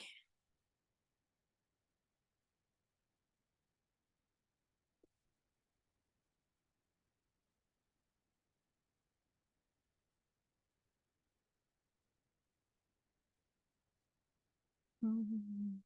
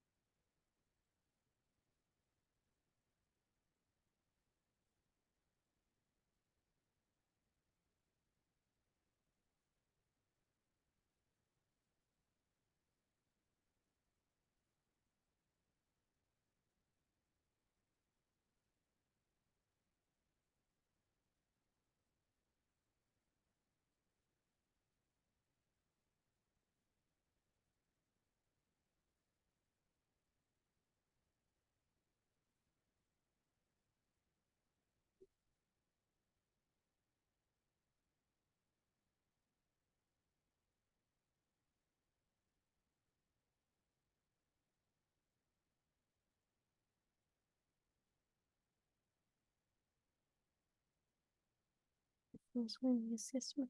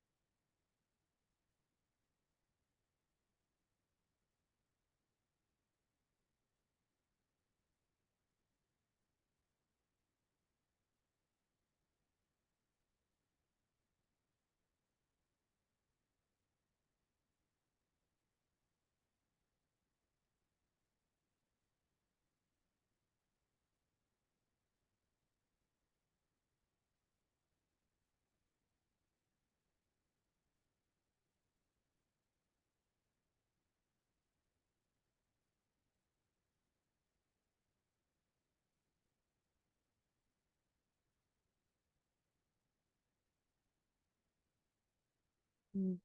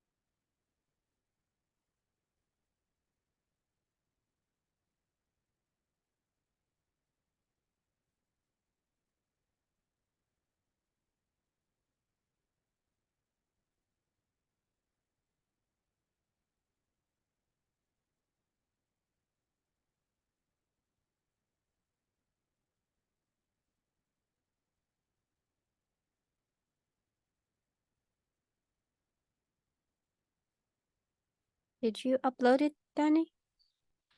I'm busy with. Okay.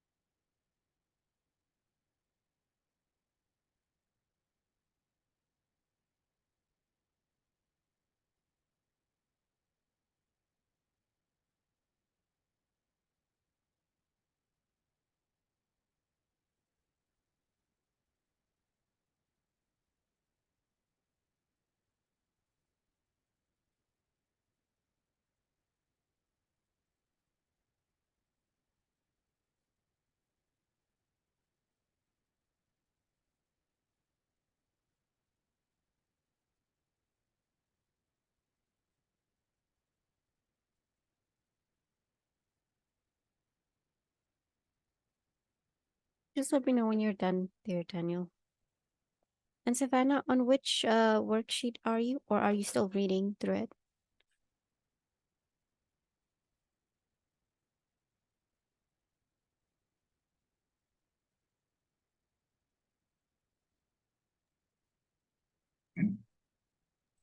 Ma'am, I'm still reading, but I'm on like Oh. the last page of reading. Okay, that's no problem.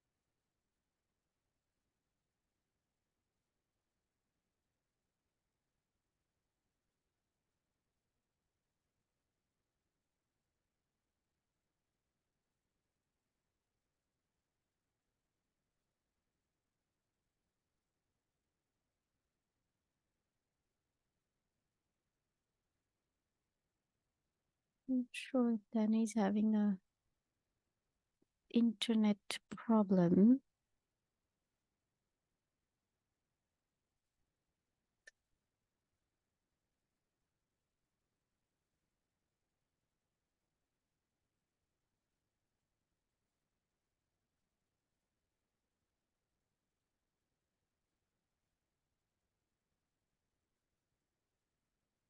Ma'am, I Yes. think I have load shedding at 12. But you have a Yeah. generator, so it's okay. Yeah. I don't even know. But I might leave like by 12 something. 12. Yeah. But how do you mean, like, you might disappear at 12 and then come back? I can't hear what you're saying. The Wi-Fi will turn off. Yes, but you have a generator. Yeah, so then I'll be off the meeting for like a little bit. Yeah, that even if it's just for a little bit, it's okay. So since Danny is uploading that, we can go through the poem. Are you ready, Danny? Yes. Okay, so we'll go through the poem just in case Ngweli's lights go off so that he knows what to do since he already downloaded everything. And then Danny, you can just download it when you're done uploading everything else. So this is the poem. We're going to read through it once, and then I'll explain the 3 activities that follow. Okay. It starts like it's a camel. It's the camel. That's the poem's title. Your motion is like a sea. Your motion is like a ship at sea. Selflessly and faithfully, you carry me. Crossing the vast desert land, our respect for you, you can never understand. Traveling miles without a drink of water, through the intense heat, you still never falter. Gentle and calm, providing me with all I need. In this harsh climate, I would never succeed. Your golden body, the color of the sand, camouflaged against the desert land. When your legs carry you no more, you stop for a while for you to restore.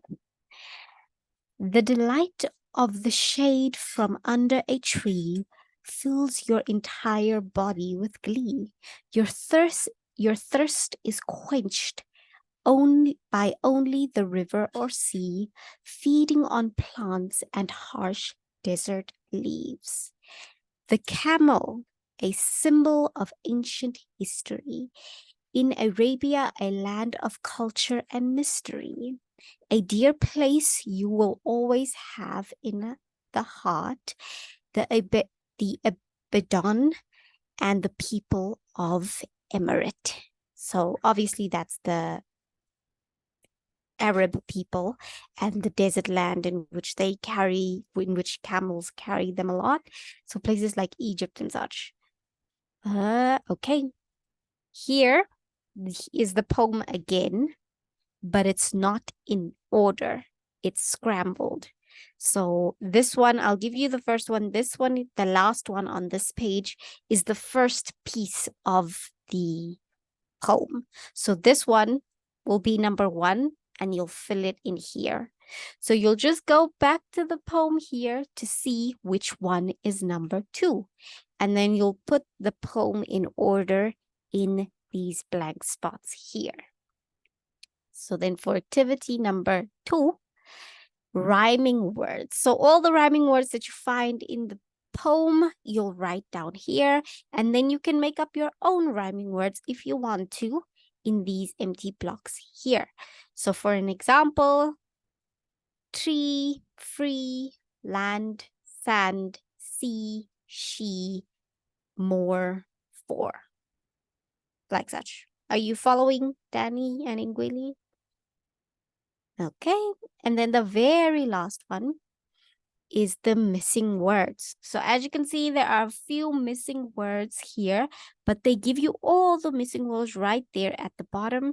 Your only job is to place the correct words in the correct places. And even for this one, you can go back to the poem to check. So let's see the first one. Your motion is like a ship at sea. Selflessly and faithfully you carry. So you can check which one of the words it is here. Obviously, I'll give you the first one. It's me. So you'll take me and you'll add it there into the first one. Selflessly and faithfully you carry me. So all the words you'll fill in there. You understand? Danny gets it, and Ingweli. That's good. That's great. And do assessments.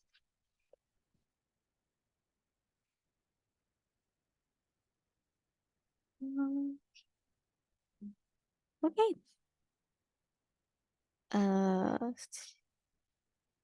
We can take a break now and come back 12:30 at 12:30. Are you okay, Savannah? Okay.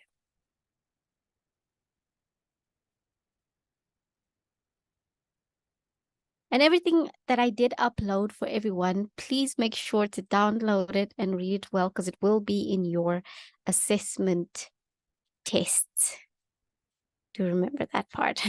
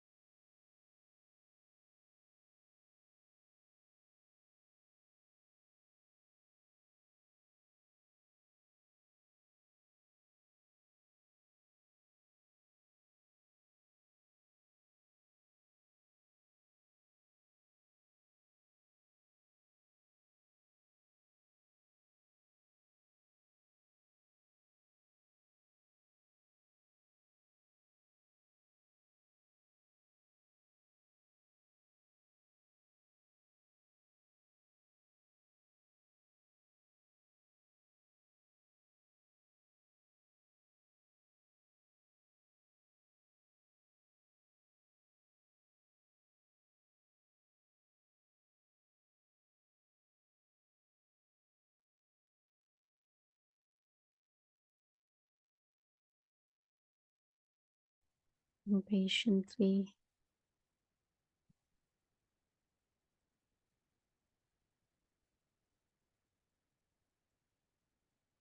Danny.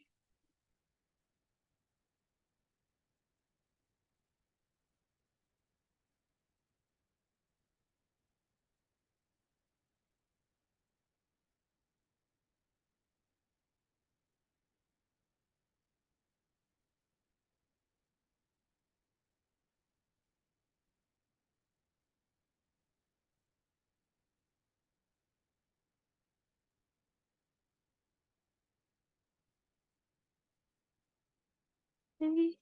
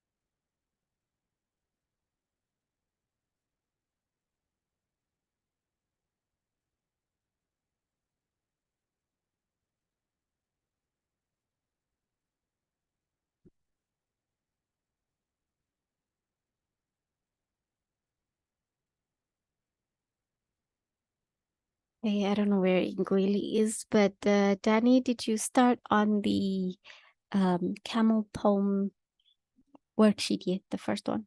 Hi. Yes, I'm busy with. Okay, that's great. Yeah. And then Savannah, you on the first worksheet that came with the Oscar Wilde? Yes, ma'am.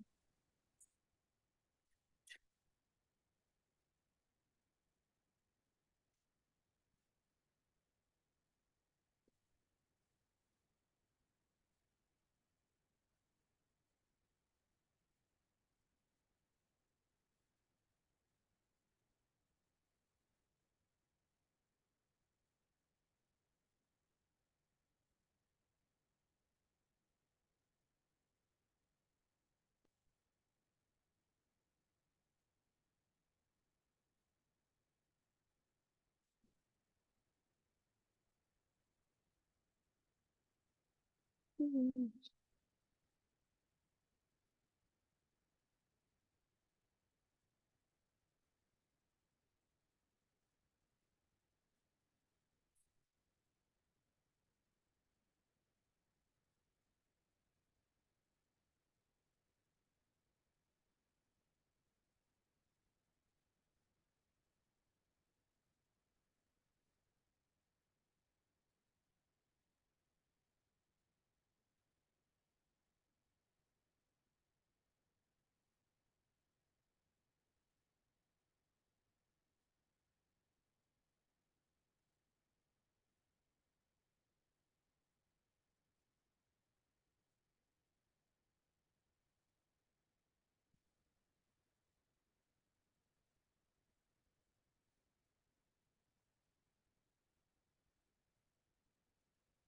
Mm.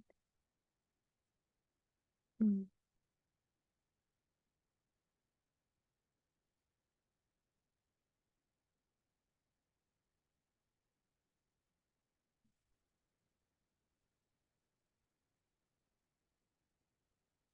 Mm. Let's look.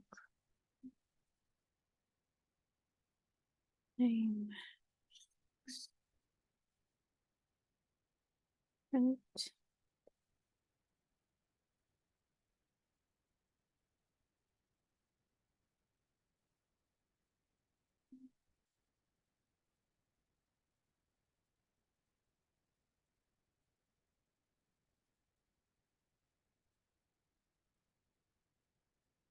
Okay.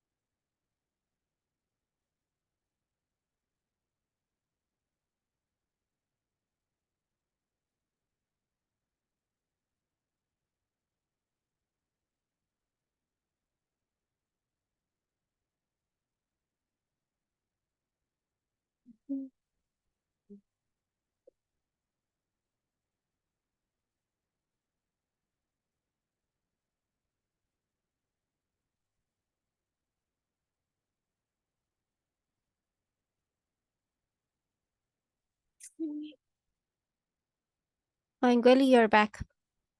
Great stuff. So did you start on that worksheet?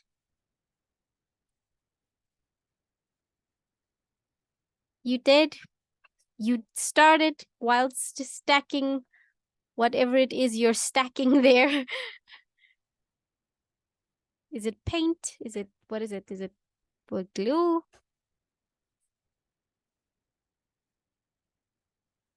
Is it paint? Is it paint? I can't hear you. Oh, okay. It looks like paint. Why do you have paint? Were you painting?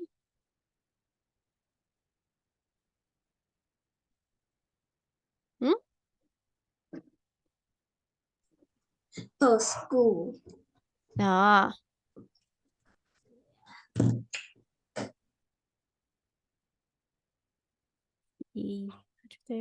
But you did start on the camel activity. Yes. See. What is searching poetry? Insert. Oh.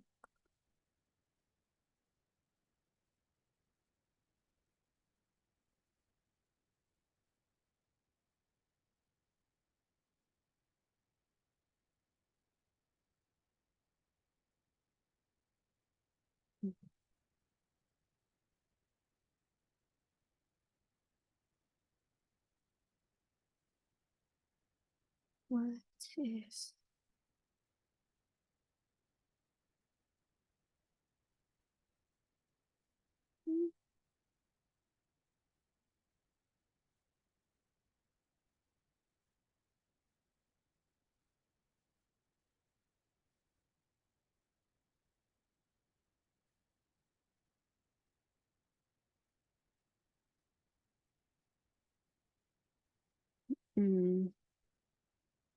What is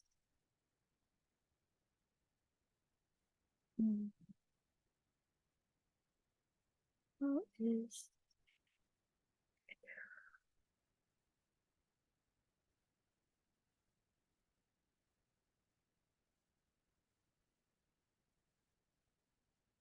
ah.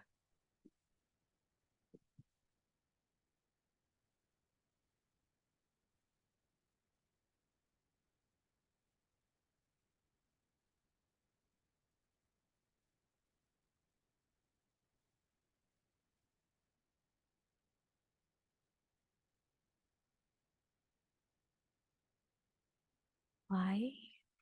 Why? Why is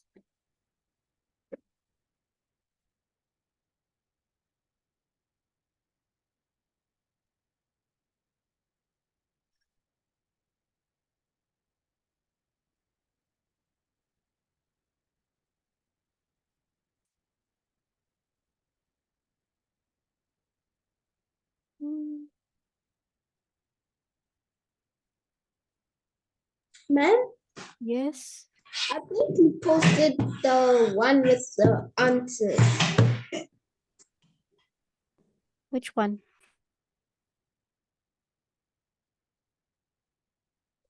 It was like the sentence and then you fill in the answer.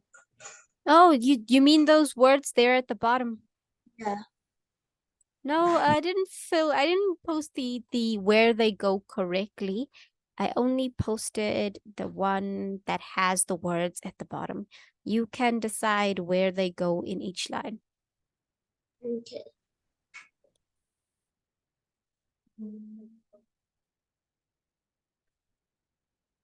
How is it?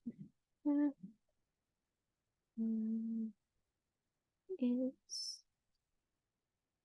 was poetry. Repetitive.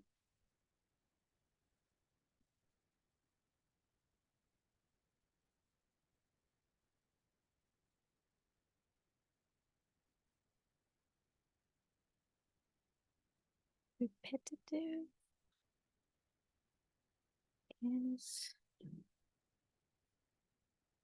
inspiration.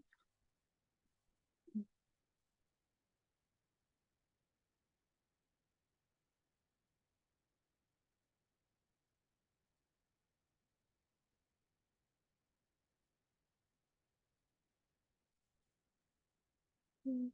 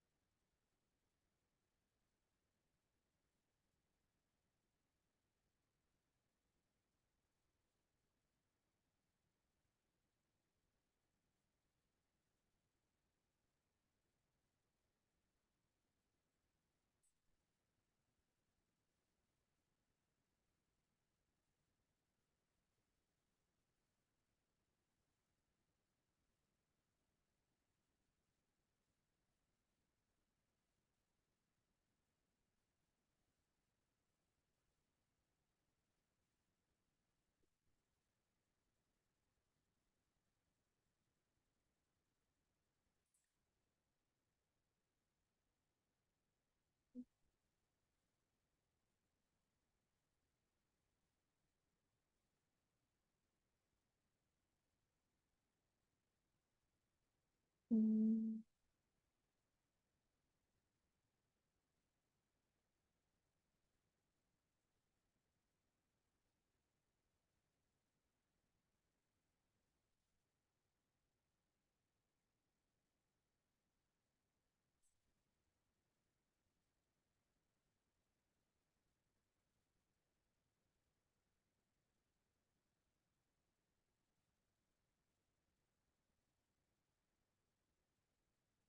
Mm.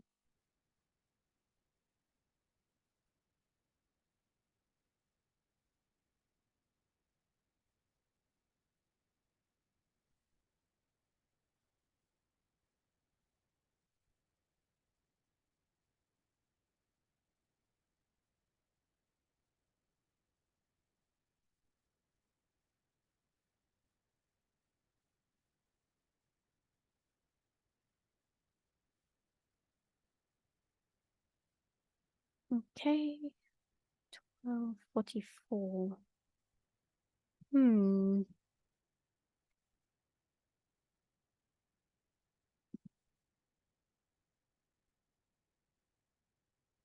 Savannah, are you still on the first activity? Yes, ma'am. Okay. And then Ngweli, have you filled in the second part of the poem? Of the missing of where it should be in order?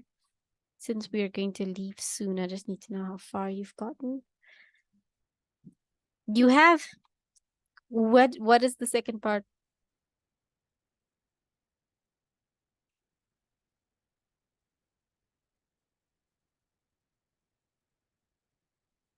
Hmm?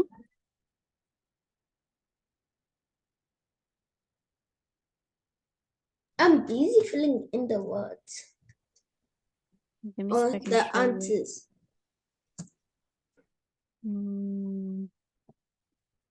So here, since I gave you the first one, that this one here goes first. Which one is the second one?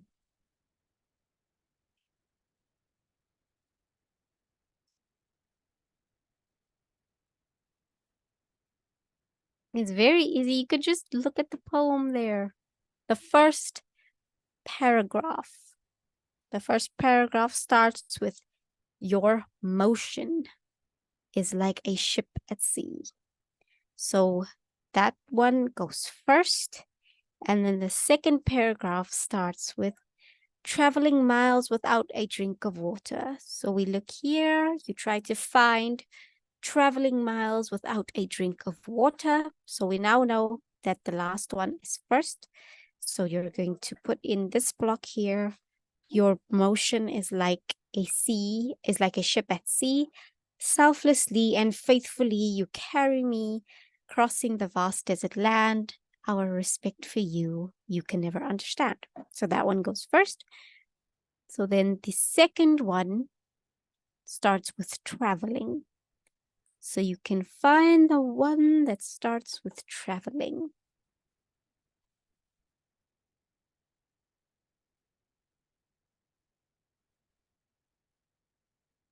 And you'll know which one goes second when you find the one that starts with traveling.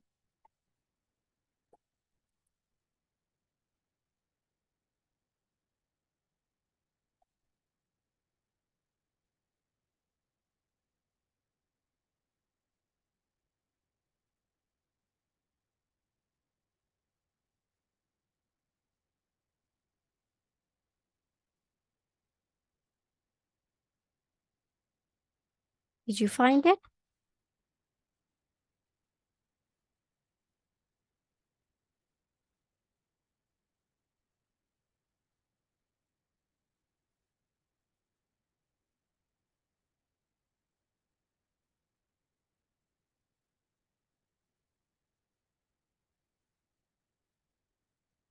Is your golden body the color of sand?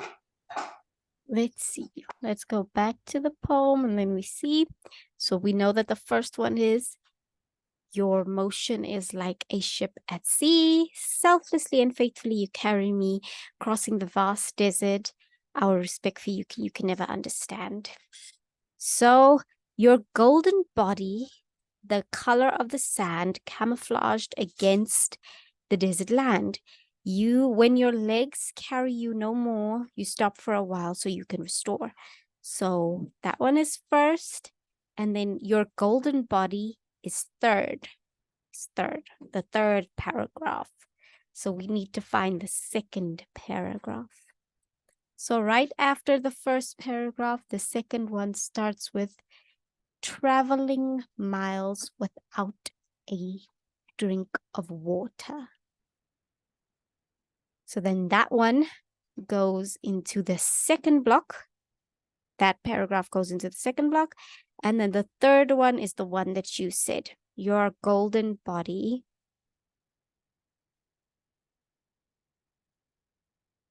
So now all you need to find is the fourth one. Fourth and the fifth. Can you do that? Do you think you can find the fourth and the fifth one?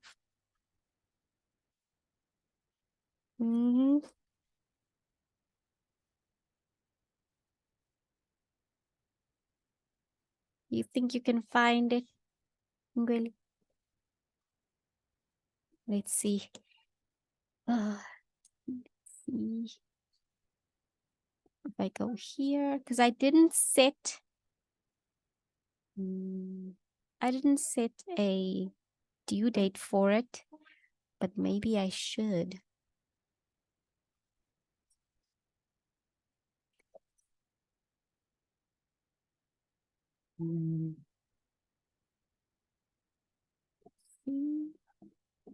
You'll have today's the 6th. It's tomorrow.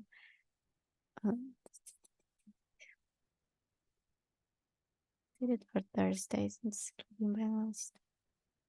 The 9th. You'll have the 9th until the 9th, from the 6th to the 9th, to complete it.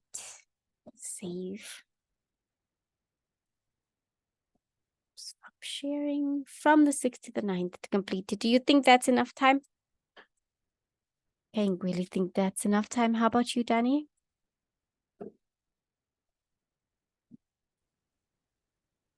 That's all Okay. right, teacher. Okay. And then for you, Savannah, I didn't set a due date because I just trust that you will, in fact, finish it on time or whenever you, but I trust that you will send it in when you're done. So guys, that is all that we have for today. I'm going to let you go. But Ingweli, do remember that you do need to go do it because I am setting up your assessment tests. So it is important for you to read it. Is that okay? Okay, so thank you guys for coming to class today and uploading all your work. I'll see you guys tomorrow. Bye. Bye, ma'am. Bye. Bye, Bye. bye.